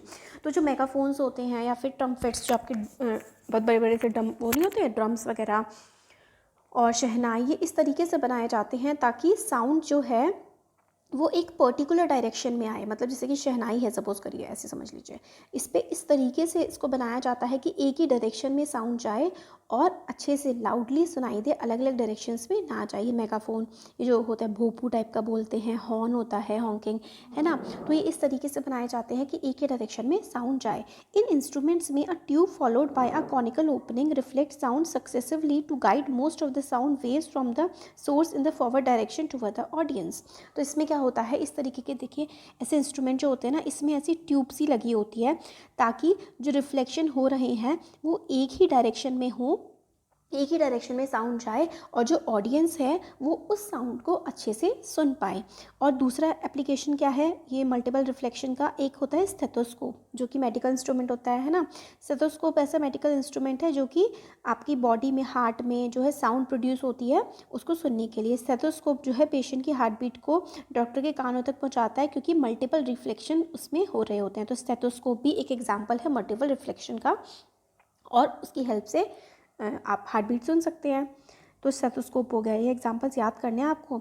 अब generally the ceilings of concert hall, conference halls and the cinema halls are curved so that sound after reflection reaches all corners of the hall. तो ceilings जो होती हैं concert hall की वो curved होती है, इस तरीके से कर्व होती हैं। सीलिंग मतलब छतें, छतें ऐसी स्ट्रेट नहीं होंगी, हल्की सी कर्व होगी ताकि हर कोने तक बिल्कुल अच्छे से लाइट पहुँच जाए। Sometimes a curved soundboard may be placed behind the stage so that the sound after reflecting from the soundboard spread evenly across the width of the hall। तो कर्व होते हैं, देखिए छत इस तरीके से होती है ऐसे करके ताकि जो साउंड है वो रिफ्लेक्ट होकर के पूरे के पूरे हॉल में अच्छी तरीके से पहुंच जाए। तो सीलिंग कॉन्फ्रेंस हॉल की, और इस तरीके से सोर्स ऑफ साउंड है बोर्ड पर पड़ रहा है और फिर वो रिफ्लेक्ट हो रहा है तो सब जगह अच्छे से पहुँचे, इस तरीके से उस बोर्ड को लगाया जाता है। अब ये चीज़ आप लोगों को बहुत इंपॉर्टेंट है एग्जाम में, इससे बहुत ज़्यादा क्वेश्चन आते हैं कि रेंज ऑफ हियरिंग क्या होती है, कि आप कितनी साउंड, किस रेंज की साउंड आप लोग सुन सकते हैं। तो देखिए the audible range of sound for human beings extend from 20 hertz to 20,000 hertz. ये आपको हमेशा याद रखना है पूरी ज़िंदगी। कोई भी आवाज़ अगर आप लोग सुनते हैं तो वो 20 हर्ट्ज से लेकर के 20,000 हर्ट्ज तक की होनी चाहिए। इससे कम आवाज़ आप नहीं सुन सकते, 20,000 हर्ट्ज से ज़्यादा की आवाज़ आप नहीं सुन सकते हैं। तो children under the age of, जो बच्चे 5 साल से कम के होते हैं, और कुछ एनिमल्स होते हैं जैसे कि डॉग्स हो गए, वो 25 किलो हर्ट्ज मतलब 20 हर्ट्ज से कम की भी आवाज़ सुन सकते हैं। और पीपल जैसे बड़े होते जाते हैं, एज होती जाती है, वो उनकी फ्रीक्वेंसीज लेस सेंसिटिव हो जाती है, वो ज़्यादा आवाज़ सुनाई नहीं देती हैं। Sound frequency of below 20 hertz are called infrasonic sound और इंफ्रासाउंड। तो 20 हर्ट्ज से कम की जो साउंड होती है, 20 हर्ट्ज से कम की जो साउंड होती है ना, उसको हम लोग इंफ्रासोनिक या फिर इंफ्रासाउंड कहते हैं। If we could hear infrasound we could hear the vibration of pendulum just as we hear the vibration of wings of bee. तो अगर हम लोग इंफ्रासाउंड सुन सकते हैं तो हमें भी जो है ना, ऐसे हमें पेंडुलम की भी आवाज़ आ जाएगी। राइनोसोरस जो होते हैं वो कम्युनिकेट करते हैं इंफ्रासाउंड से और frequency as low as 5 hertz. 5 hertz की से भी कम आवाज़ होती है राइनोसोरस की। तो वेल्स हो गए, एलिफेंट्स हो गए, वो भी इंफ्रासाउंड मतलब 20 हर्ट्ज से कम की आवाज़ ही प्रोड्यूस करते हैं, वेल्स, एलिफेंट्स, राइनोसोरस। और एनिमल्स जैसे कि, इसीलिए एनिमल्स जो है उनको भूकंप से पहले पता लग जाता है क्योंकि वो इंफ्रासाउंड सुनते हैं। अर्थक्वेक्स जो है वो काफ़ी लो फ्रीक्वेंसी की इंफ्रासाउंड प्रोड्यूस करते हैं, शॉक वेव्स, इसीलिए एनिमल्स को पहले ही पता लग जाता है कि आने वाला है भाई अर्थक्वेक। तो 20 हर्ट्ज से कम की आवाज़ें क्योंकि एनिमल सुन पाते हैं, इसलिए उनको अर्थक्वेक की आवाज़ें समझ में आ जाती है। फ्रीक्वेंसी जो कि 20 हर्ट्ज से ज़्यादा होती हैं उसको अल्ट्रासोनिक कहते हैं, और वो इस प्रोड्यूस बाय एनिमल्स जैसे कि डॉल्फिन्स, बैट्स एंड प्रोपाइंस। अब ये भी ध्यान रखिए कि 20 हर्ट्ज से ज़्यादा की कौन कौन प्रोड्यूस करते हैं, डॉल्फिन्स, बैट्स एंड पोर्पोइसेस। तो और 20 हर्ट्ज से कम की कौन कौन करते हैं, ये एग्जाम में पूछा जाता है कि 20 हर्ट्ज से कम की साउंड कौन कौन से एनिमल्स प्रोड्यूस करते हैं। तो वो हैं एंड एलिफेंट्स हो गए, वेल्स हो गए, 20 हर्ट्ज से कम की साउंड प्रोड्यूस करते हैं। और ये जो हो गए बाकी डॉल्फिन्स, प्रोपाइन से 20 हर्ट्ज से ज़्यादा की प्रोड्यूस करते हैं। और moths can hear the high frequency squeaks of bat and know when a bat is flying nearby and are able to escape capture. तो जो मॉथ्स होते हैं वो बैट से बचने के लिए उनकी आवाज़ सुन पाते हैं। रेट्स जो है also play games by producing ultrasound, rates खेलते हैं अल्ट्रासाउंड प्रोड्यूस करके। हियरिंग एड क्या होते हैं, देखिए जो जिनको सुनने की प्रॉब्लम होती है और वो मतलब हेल्प लेते हैं हियरिंग एड्स की सुनने के लिए। तो पीपल जो कि विद हियरिंग लॉस में need a hearing aid. A hearing aid is an electronic battery. तो हियरिंग एड एक इलेक्ट्रॉनिक बैटरी होती है, वो रिसीव करती है माइक्रोफोन से सेंसेशंस को। माइक्रोफोन कन्वर्ट कर देती है साउंड वेव को इलेक्ट्रिकल सिग्नल में, और इलेक्ट्रिकल सिग्नल जो है एम्पलीफायर हो जाते हैं। मतलब जो भी साउंड होती है ना, साउंड एड क्या करते हैं, जो भी साउंड होती है उसको एम्पलीफाई करके इंसान को सुना देती है ताकि उसको अच्छे से समझ में आ जाए कि क्या बोला जा रहा है। तो इलेक्ट्रिकल सिग्नल्स का यूज़ इसमें किया जाता है। तो amplified electrical signals are given to speaker of the hearing aid. The speaker convert the amplified electrical signal to sound and send to the ear of the clear hearing. तो मतलब electrical signals की help से इंसान के कान में पहुंचा देते हैं जिनको प्रॉब्लम होती है और वो सुन पाते हैं। अब अल्ट्रासाउंड की एप्लीकेशंस और सोनार और ये जो है स्ट्रक्चर ऑफ ह्यूमन ईयर, ये हम लोग अब नेक्स्ट वीडियो में देखेंगे और नेक्स्ट वीडियो में हमारा चैप्टर पूरा कंप्लीट हो जाएगा। कैसा लगा वीडियो ज़रूर बताइएगा, अच्छा लगा तो लाइक करिए, चैनल को सब्सक्राइब करिए, अपने फ्रेंड्स के साथ शेयर करिए। Thank you. Learner extra, I am Shivani Chauhan. इस वीडियो में हम लोग देखेंगे क्लास 9th साइंस की बुक का चैप्टर साउंड, चैप्टर 12 है और इसका अब लास्ट पार्ट है। फाइनली ये चैप्टर अब कंप्लीट हो जाएगा। तो एप्लीकेशंस ऑफ अल्ट्रासाउंड, तो अल्ट्रासाउंड जो है वो काफ़ी ज़्यादा हाई फ्रिक्वेंसी वेव्स होती हैं और अल्ट्रासाउंड जो है वो ट्रैवल कर सकती हैं along well defined path even in the presence of obstacles. मतलब ये है कि अगर इनके रास्ते में कुछ आ भी जाए, सपोज करिए ये दीवार भी आ गई या फिर कोई टावर आ गया या पेड़ आ गया, उसके बावजूद भी ऑब्स्टिकल्स कुछ भी आ जाए, अल्ट्रासाउंड वेव्स जो है सीधा ट्रैवल कर सकती हैं अपने वेल डिफाइंड, मतलब आप डिफाइन कर दीजिए कि यहाँ से यहाँ तक इसको ट्रैवल करना है, तो रास्ते में कुछ भी आ जाए उसको चीरती हुई निकल जाती हैं। और इनका जो मेडिकल पर्पसेस के लिए से कहते हैं ना कि पेट का अल्ट्रासाउंड करवा लो, पता लग जाएगा क्या है। तभी तो देखिए पेट को चीरती हुई क्या मतलब आपको पता भी नहीं लगेगा और ये अल्ट्रासाउंड वेव्स चली जाती है हमारी बॉडी में, अंदर की पूरी पिक्चर बना देती है। इंडस्ट्रीज़ में और मेडिकल पर्पस के लिए इनका काफ़ी इस्तेमाल करा जाता है। अल्ट्रासाउंड जो है जनरली साफ़ करने के लिए काफ़ी ज़्यादा ऐसे पार्ट्स जिनको जहाँ पर पहुँचना बहुत ज़्यादा मुश्किल है ना, बिल्डिंग्स में या फिर इंडस्ट्रीज़ में, उनको सफाई के लिए अल्ट्रासाउंड का इस्तेमाल किया जाता है। एग्जाम्पल के लिए स्पाइरल ट्यूब, ऐसी गोल गोल गोल गोल जो इस टाइप की ट्यूब्स होती हैं, और अजीब अजीब से शेप के parts, electronic equipments, electronic components, इनको साफ़ करने के लिए भी अल्ट्रासाउंड वेव्स का इस्तेमाल किया जाता है। ऑब्जेक्ट्स जिनको क्लीन करना है ना, उनको एक क्लिनिक सोल्यूशन में रखते हैं और अल्ट्रासाउंड वेव जो है उस सोल्यूशन में भेज दी जाती है। क्योंकि ये बहुत ज़्यादा अल्ट्रासाउंड वेव्स जो हैं काफ़ी हाई फ्रिक्वेंसी की होती हैं, तो डस्ट, डर्ट, ग्रीस सारी की सारी ये बाहर निकाल देती हैं और ऑब्जेक्ट एकदम क्लीन हो जाता है। तो क्या क्या फ़ायदे हैं? फर्स्ट फ़ायदा ये है कि पहले तो ये मेडिकल और इंडस्ट्रीज़ में यूज़ होता है, मेडिकल पर्पस और इंडस्ट्रीज़ में। फिर ये ऐसी जगह भी पहुंच जाते हैं जहाँ पे पहुंचना बहुत मुश्किल है और बहुत सारे पार्ट्स को, जैसे कि electronic components, spiral tube, odd shape parts, उनको ये साफ आराम से कर देते हैं। उन पार्ट्स को क्लीनिंग सोल्यूशन में रखा जाता है, अल्ट्रासाउंड वेव्स उन सोल्यूशन में भेजी जाती हैं और सारी गंदगी निकाल करके अल्ट्रासाउंड वेव्स बाहर फेंक देती हैं और ऑब्जेक्ट क्लीन हो जाता है। दूसरा फ़ायदा है कि अल्ट्रासाउंड वेव्स डिटेक्ट कर सकती हैं कि भाई मेटल का ब्लॉक है या फिर कोई बिल्डिंग है उसमें कोई क्रैक तो नहीं आ गया है कंस्ट्रक्शन में, क्योंकि बहुत ही बड़ी बड़े स्ट्रक्चर्स होते हैं जैसे कि कई कई स्टोरी की बिल्डिंग्स होती है ना, तो उसमें क्या होता है कि अगर क्रैक आ गया तो मतलब पूरी बिल्डिंग गिरने का खतरा है। तो उसको डिटेक्ट करने के लिए बिल्डिंग हो गया, ब्रिज हो गया, मशीन हो गई या फिर साइंटिफिक इक्विपमेंट हो गया, उसमें कोई क्रैक तो नहीं है, कोई होल तो नहीं है, ये देखने के लिए, क्योंकि हम लोग नॉर्मली देखेंगे तो हमें समझ नहीं आएगा, बट अल्ट्रासाउंड वेव्स जो है वो इस तरीके से पास होती है कि अगर हल्का सा भी क्रैक है ना तो वो वेव्स वापस आ जाती हैं और जहाँ पे से वो वापस आएंगी हमें समझ आ जाएगा और फिर वहाँ हम ठीक कर देंगे। तो देखिए यहाँ पे डिटेक्टर्स होते हैं और ये अल्ट्रासाउंड वेव्स है। तो अल्ट्रासाउंड वेव ऐसे सीधी सीधी जा रही है, बट यहाँ पे देखिए ये डिफेक्ट था या फिर कुछ क्रैक था, तो यहाँ से अल्ट्रासाउंड वेव उल्टी वापस चली गई और जहाँ से अल्ट्रासाउंड वेव उल्टी गई ना वापस, बस हमें समझ में आ गया कि यहाँ पे क्रैक है और वहाँ पे ठीक कर देंगे, क्योंकि ये देखिए यहाँ से पास नहीं हुई है इस वाले डिटेक्टर में। तो अल्ट्रासाउंड वेव से हम लोग कोई क्रैक या उसमें होल या ये सब चीज़ें भी चेक कर सकते हैं बहुत बड़ी बड़ी बिल्डिंग में, जिसमें नॉर्मली हम लोग नहीं कर पाते हैं। अब ऑर्डिनरी साउंड जो है of longer wavelength can not be used for the purpose such purpose as it will bend around the corners. तो ऑर्डिनरी तो साउंड जो है उसका इस्तेमाल नहीं कर सकते, इसलिए डिफेक्ट को ढूंढने के लिए कि कहाँ पर है अल्ट्रासाउंड वेव्स का इस्तेमाल किया जाता है।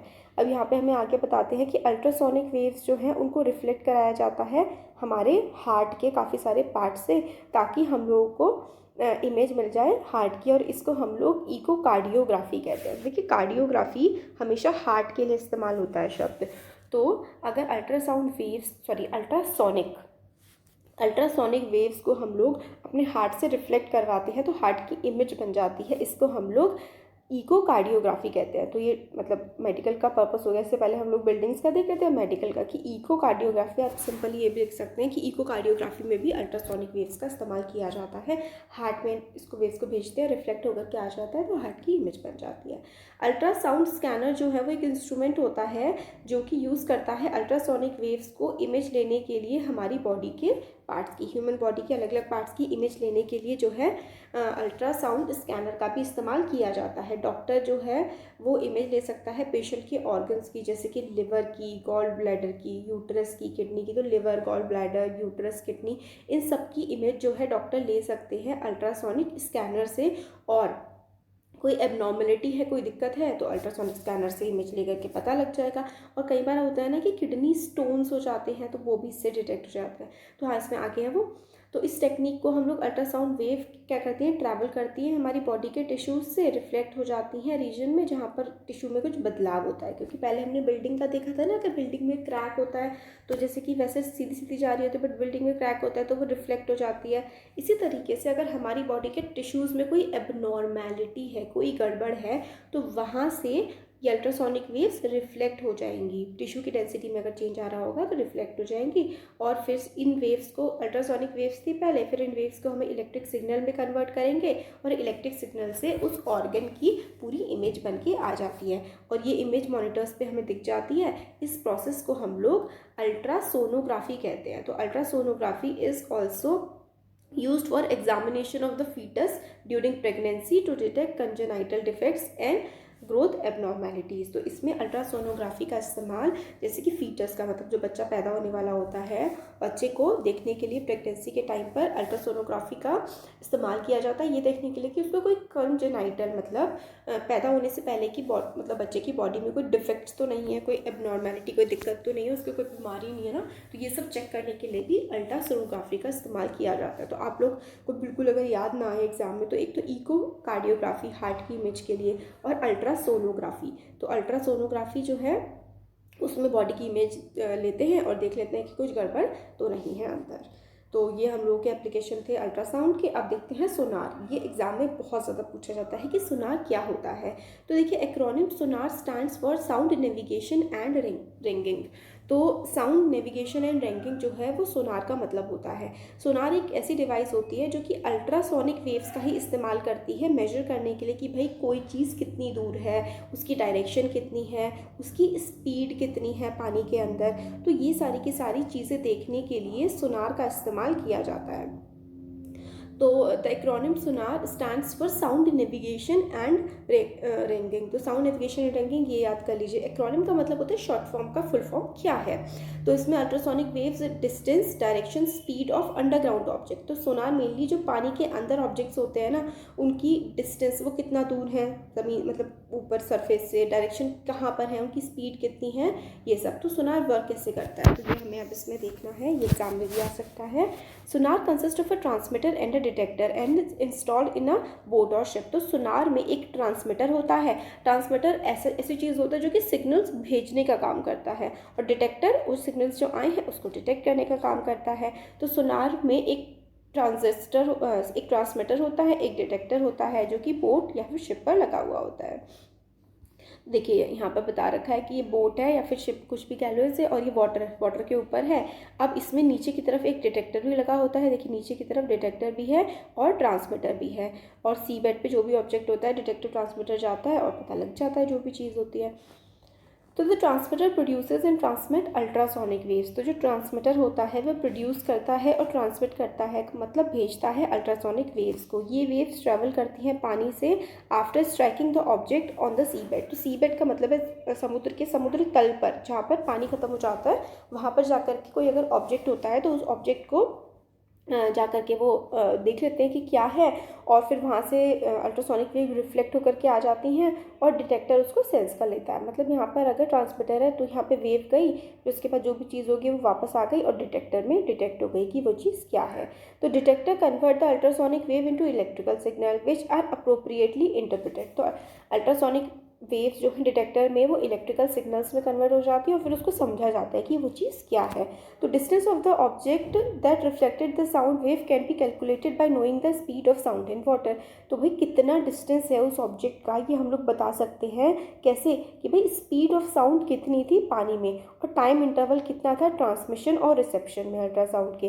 तो ट्रांसमिशन मतलब यहाँ से यहाँ गया और फिर यहाँ से यहाँ जाने के बाद वापस आया, इसमें कितना टाइम लगा उसके हिसाब से ट्रांसमिशन और रिसेप्शन के टाइम पीरियड जितना होता है उसके हिसाब से हम बता सकते हैं कि भाई वो ऑब्जेक्ट कितने डिस्टेंस पे है, कितनी दूरी पे है। देखिए ये चीज़ इंपॉर्टेंट है, ध्यान से सुनिए इसको, कि डिटेक्टर कन्वर्ट करता है अल्ट्रासोनिक वेव्स को इलेक्ट्रिकल सिग्नल में और फिर उसको समझा जाता है। डिस्टेंस जो है ऑब्जेक्ट का डिस्टेंस मतलब जो समुद्र के नीचे या पानी के नीचे जो ऑब्जेक्ट है उसका डिस्टेंस हम लोग को पता लगता है कि the distance of the object that reflected the sound, मतलब डिस्टेंस जो कि साउंड को रिफ्लेक्ट करता है। वेव कैन बी कैलकुलेटेड, उसको हम कैलकुलेट कर सकते हैं bye knowing the speed of sound in water. मतलब स्पीड ऑफ साउंड अगर हमें पानी में पता है तो हम लोग डिटेक्ट कर सकते हैं, और टाइम इंटरवल हम लोग ट्रांसमिशन और रिसेप्शन की बिट कैसे कब ट्रांसमिट हो रहा है और उसके ट्रांसमिट होने के बाद हमारे पास वापस डिटेक्टर में आ रहा है उसके बीच का कितना टाइम है, उससे हम लोग डिस्टेंस पता कर लेते हैं। तो let the time interval between the transmission and reception or ultrasound be T and speed be we.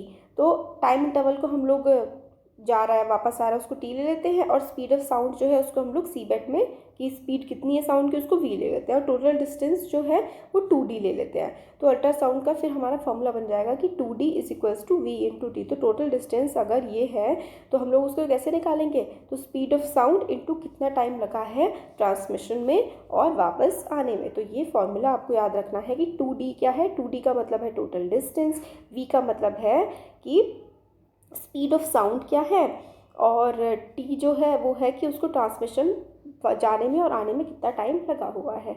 The above method is called the echo ranging. तो ये जो मेथड है ना 2d is equals to v into t, जिसमें हमें transmission से distance और टाइम वगैरह पता लगा लेते हैं, इसको हम लोग इको रेंजिंग कहते हैं। The sonar technique is use to determine the depth of the sea. तो सोनार टेक्निक जो है वो समुद्र की गहराई का पता लगाने के लिए हम लोग को काम आती है। And to locate under water hills, valleys, submarines, iceberg, sunken ship.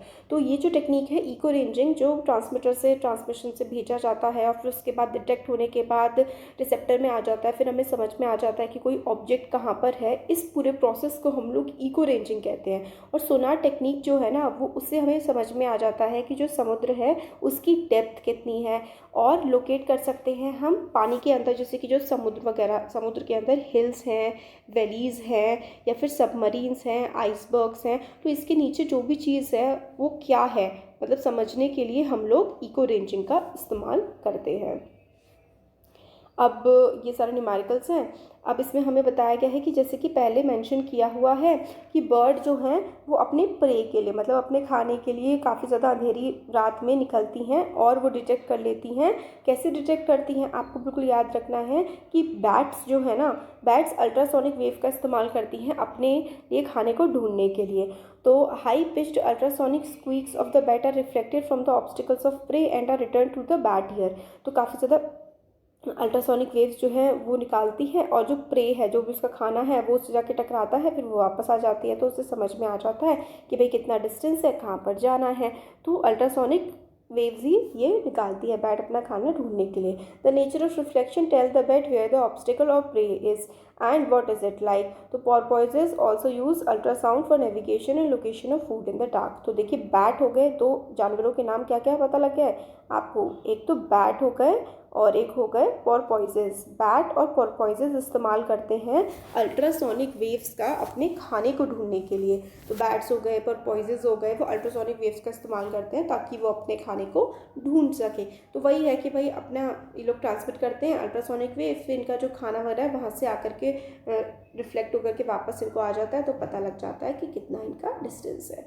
तो पोर्पोइजेस और बैट्स आपको याद रखना है कि ये लोग अल्ट्रासोनिक वेव्स का इस्तेमाल करते हैं अपने खाने को ढूंढने के लिए। अब finally human structure of human ear और चैप्टर कंप्लीट। अब स्ट्रक्चर ऑफ ह्यूमन ईयर, हमारा कान कैसा होता है, हम लोग सुनते कैसे हैं, कान से सुनते हैं। We are able to hear with the help of an extremely sensitive device called the ear. तो हम लोग बहुत एक सेंसिटिव सी डिवाइस होती है जिसको हम लोग कान कहते हैं, उसकी मदद से ही सुन पाते हैं। इससे हम लोग कन्वर्ट कर सकते हैं। It allow us to convert pressure variations in air. तो हवा का प्रेशर वेरिएशन कितना हो रहा है उसको हम लोग डिटेक्ट कर पाते हैं। देखिए प्रेशर वेरिएशन का मतलब है कि तेज़ हवा चल रही है या फिर कम हवा चल रही है, या फिर दबाव कितना है एटमॉस्फेयर में।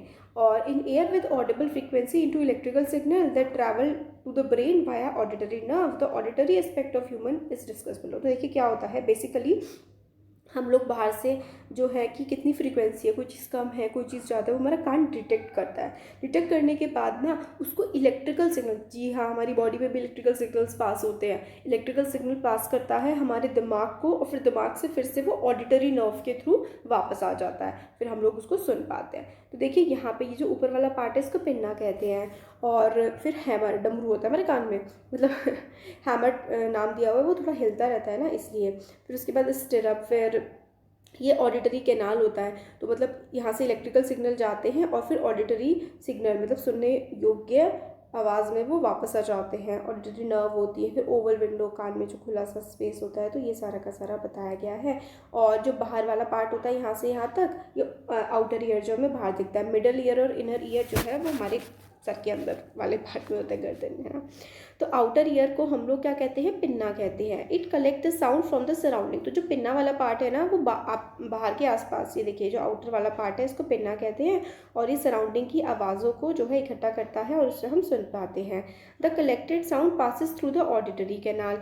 और जो साउंड हम लोगों ने कलेक्ट करी है पिन्ना से, वो जो ऑडिटरी कैनाल है ना, ये इससे आगे जा कर के पास होती है। At the end of the auditory canal there is a thin membrane called the eardrum or the tymphatic membrane. तो फिर ये जो ऑडिटरी कैनाल है, सबसे पहले पिन्ना था जिससे हम लोग आवाज़ को सुन रहे थे, फिर ये ऑडिटरी कैनाल है जिससे पास हो रही है, फिर उसके बाद जो है यहाँ पे एक आता है ऑडिटरी नर्व जिससे हम लोग आगे फर्दर सुन पाते हैं। तो फिर उसके बाद ऑडिटरी कैनाल एक थिन सी मेम्ब्रेन होती है जिसको हम लोग ड्रम बोलते हैं। When the compression of the medium reaches the ear drum the pressure on the outside of the membrane increase and forces the ear drum inward. तो देखिए इसका मतलब है जब कंप्रेशन मतलब कोई दबाव पड़ता है, यानी कि कोई साउंड आती है, तो फिर हमारे ईयर ड्रम से प्रेशर पास होता है, और द आउटसाइड बाहर वाली मेम्ब्रेन से क्या होता है, अंदर की तरफ जाता है, प्रेशर इंक्रीज होता है, अंदर की तरफ जाता है और ईयर ड्रम में पहुंच जाता है। Similarly ear drum moves outward when a rarefaction reaches it. तो ईयर ड्रम बाहर की तरफ आता है जब, देखिए कंप्रेशन का मतलब होता है पास पास होना, रेयर फ्रैक्शन का मतलब होता है दूर दूर होना। तो पहले पास वाली जाती है आवाज़, फिर उसके बाद वो अंदर पहुंच जाती है, फिर वो थोड़ी रेयर फ्रैक्शन में मतलब दूर दूर होकर के हम लोगों को अंदर तक पहुंचती है, क्योंकि वाइब्रेशन तो तभी होती है ना जब कंप्रेशन रेयर फ्रैक्शन, तभी कोई भी चीज़ वाइब्रेट हो सकती है। तो यही वाला पूरा प्रोसेस चलता है हमारे ईयर ड्रम में। The vibrations are amplified several times by 3 bones. तो जो हम आवाज़ सुनते हैं उसकी एम्पलीफिकेशन होती है हमारे कान में, मतलब वो उसको बढ़ाया जाता है, 3 बोन्स उसको बढ़ाती है, एक तो हैमर, एक एनविल और एक इसको स्टिरअप कहते हैं। मिडिल ईयर में ये सब हो रहा होता है। मिडिल ईयर फिर ट्रांसमिट करता है जो एम्पलीफाइड जो बढ़ी हुई आवाज़ है उसको, प्रेशर वेरिएशंस को receive from the sound wave to the inner ear. तो देखिए जो मिडल ईयर होता है जिसने वाइब्रेशंस को रिसीव किया होता है, रिसीव करने के बाद एम्पलीफाई मतलब उसकी आवाज़ को बढ़ा देता है, मिडल ईयर में ये सारा काम हो जाता है। फिर मिडल ईयर से ट्रांसमिट होता है the amplified pressure variations received from the sound wave to the inner ear. तो जो एम्पलीफाई हो चुकी होती है मिडल वाले ईयर में, फिर वो एम्पलीफिकेशन होता है, वो साउंड एम्पलीफाई होकर के फिर इनर ईयर में अंदर वाली तरफ कान में पहुंच जाती है। In the inner ear the pressure variations are turned into electrical signals by the cochlea. तो फिर जो ये इलेक्ट्रिकल इनर ईयर में जो ये प्रेशर वेरिएशंस थे ना, प्रेशर वेरिएशंस थे, फिर इनको इलेक्ट्रिकल सिग्नल्स में ट्रांसमिट किया जाता है, are send to the brain by auditory nerve and the brain interpret them as sound. फिर उसके बाद जो प्रेशर वेरिएशंस थे उसको इलेक्ट्रिकल सिग्नल्स में कन्वर्ट कर दिया जाता है और ब्रेन में पहुंचाया जाता है, send to the brain by auditory nerve. तो जो ऑडिटरी नर्व होती है उसकी हेल्प से ब्रेन में पहुंचा देते हैं, ब्रेन इंटरप्रेट करता है कि अच्छा ठीक है क्या साउंड है, और फिर उसके बाद साउंड को वापस भेज दिया जाता है। तो यही पूरी स्टोरी थी इसकी। तो यहाँ पर ये आपको ये कान के स्ट्रक्चर बनाने को आएगा कि पिन्ना वाला रीजन होता है, यहाँ से हम लोग इंटरप्रेट करते हैं। फिर उसके बाद ये 3 पार्ट होते हैं, आउटर पार्ट को पिन्ना कहते हैं, फिर मिडल पार्ट में हैमर होता है, एनवेल होता है, स्टिरअप होता है। ये अलग अलग फ्रीक्वेंसीज़ को बढ़ाने के काम करते हैं। मिडल ईयर में जो आवाज़ है उसकी फ्रीक्वेंसी को बढ़ाया जाता है। फिर प्रेशर वेरिएशन होते हैं, कंप्रेशन रहता है, फ्री फ्रिक्शन रहता है। फिर उसके बाद ये जो ऑडिटरी नर्व के थ्रू अंदर की तरफ जाता है। फिर आगे इनर ईयर में जो प्रेशर वेरिएशंस थे, प्रेशर वेरिएशन से इलेक्ट्रिकल सिग्नल में कन्वर्ट होता है। इलेक्ट्रिकल सिग्नल से फिर हमारा माइंड उसको इंटरप्रेट करता है कि क्या क्या थी चीज़ें, और फिर हमें कोई भी चीज़ समझ में आ जाती है, सुनाई दे जाती है। तो यही सारा का सारा इसमें लिखा हुआ है। और वही ईयर ड्रम वाइब्रेट करता है, वाइब्रेशन एम्पलीफाई होती है। 3 बोन्स स्पेशल मतलब याद रखिए कि 3 बोन्स हैं जो कि एम्पलीफाई करती है आवाज़ को, हैमर, एनवेल और स्टिरअप मिडिल ईयर में। फिर मिडिल ईयर से प्रेशर वेरिएशंस ट्रांसफ़र हो जाते हैं इनर ईयर को। इनर ईयर में प्रेशर वेरिएशंस इलेक्ट्रिकल सिग्नल में कन्वर्ट हो जाती है कोक्लियाज के थ्रू, और इलेक्ट्रिकल सिग्नल को ब्रेन में भेज देते हैं और ऑडिटरी नर्व के थ्रू और इंटरप्रेट कर लेता है और हम चीज़ को समझ पाते हैं। तो अब हमारा चैप्टर हो गया है कंप्लीट। कैसा लगा वीडियो ज़रूर बताइए, अच्छा लगा तो लाइक करिए, चैनल को सब्सक्राइब करिए, अपने फ्रेंड्स के साथ शेयर करिए। Thank you.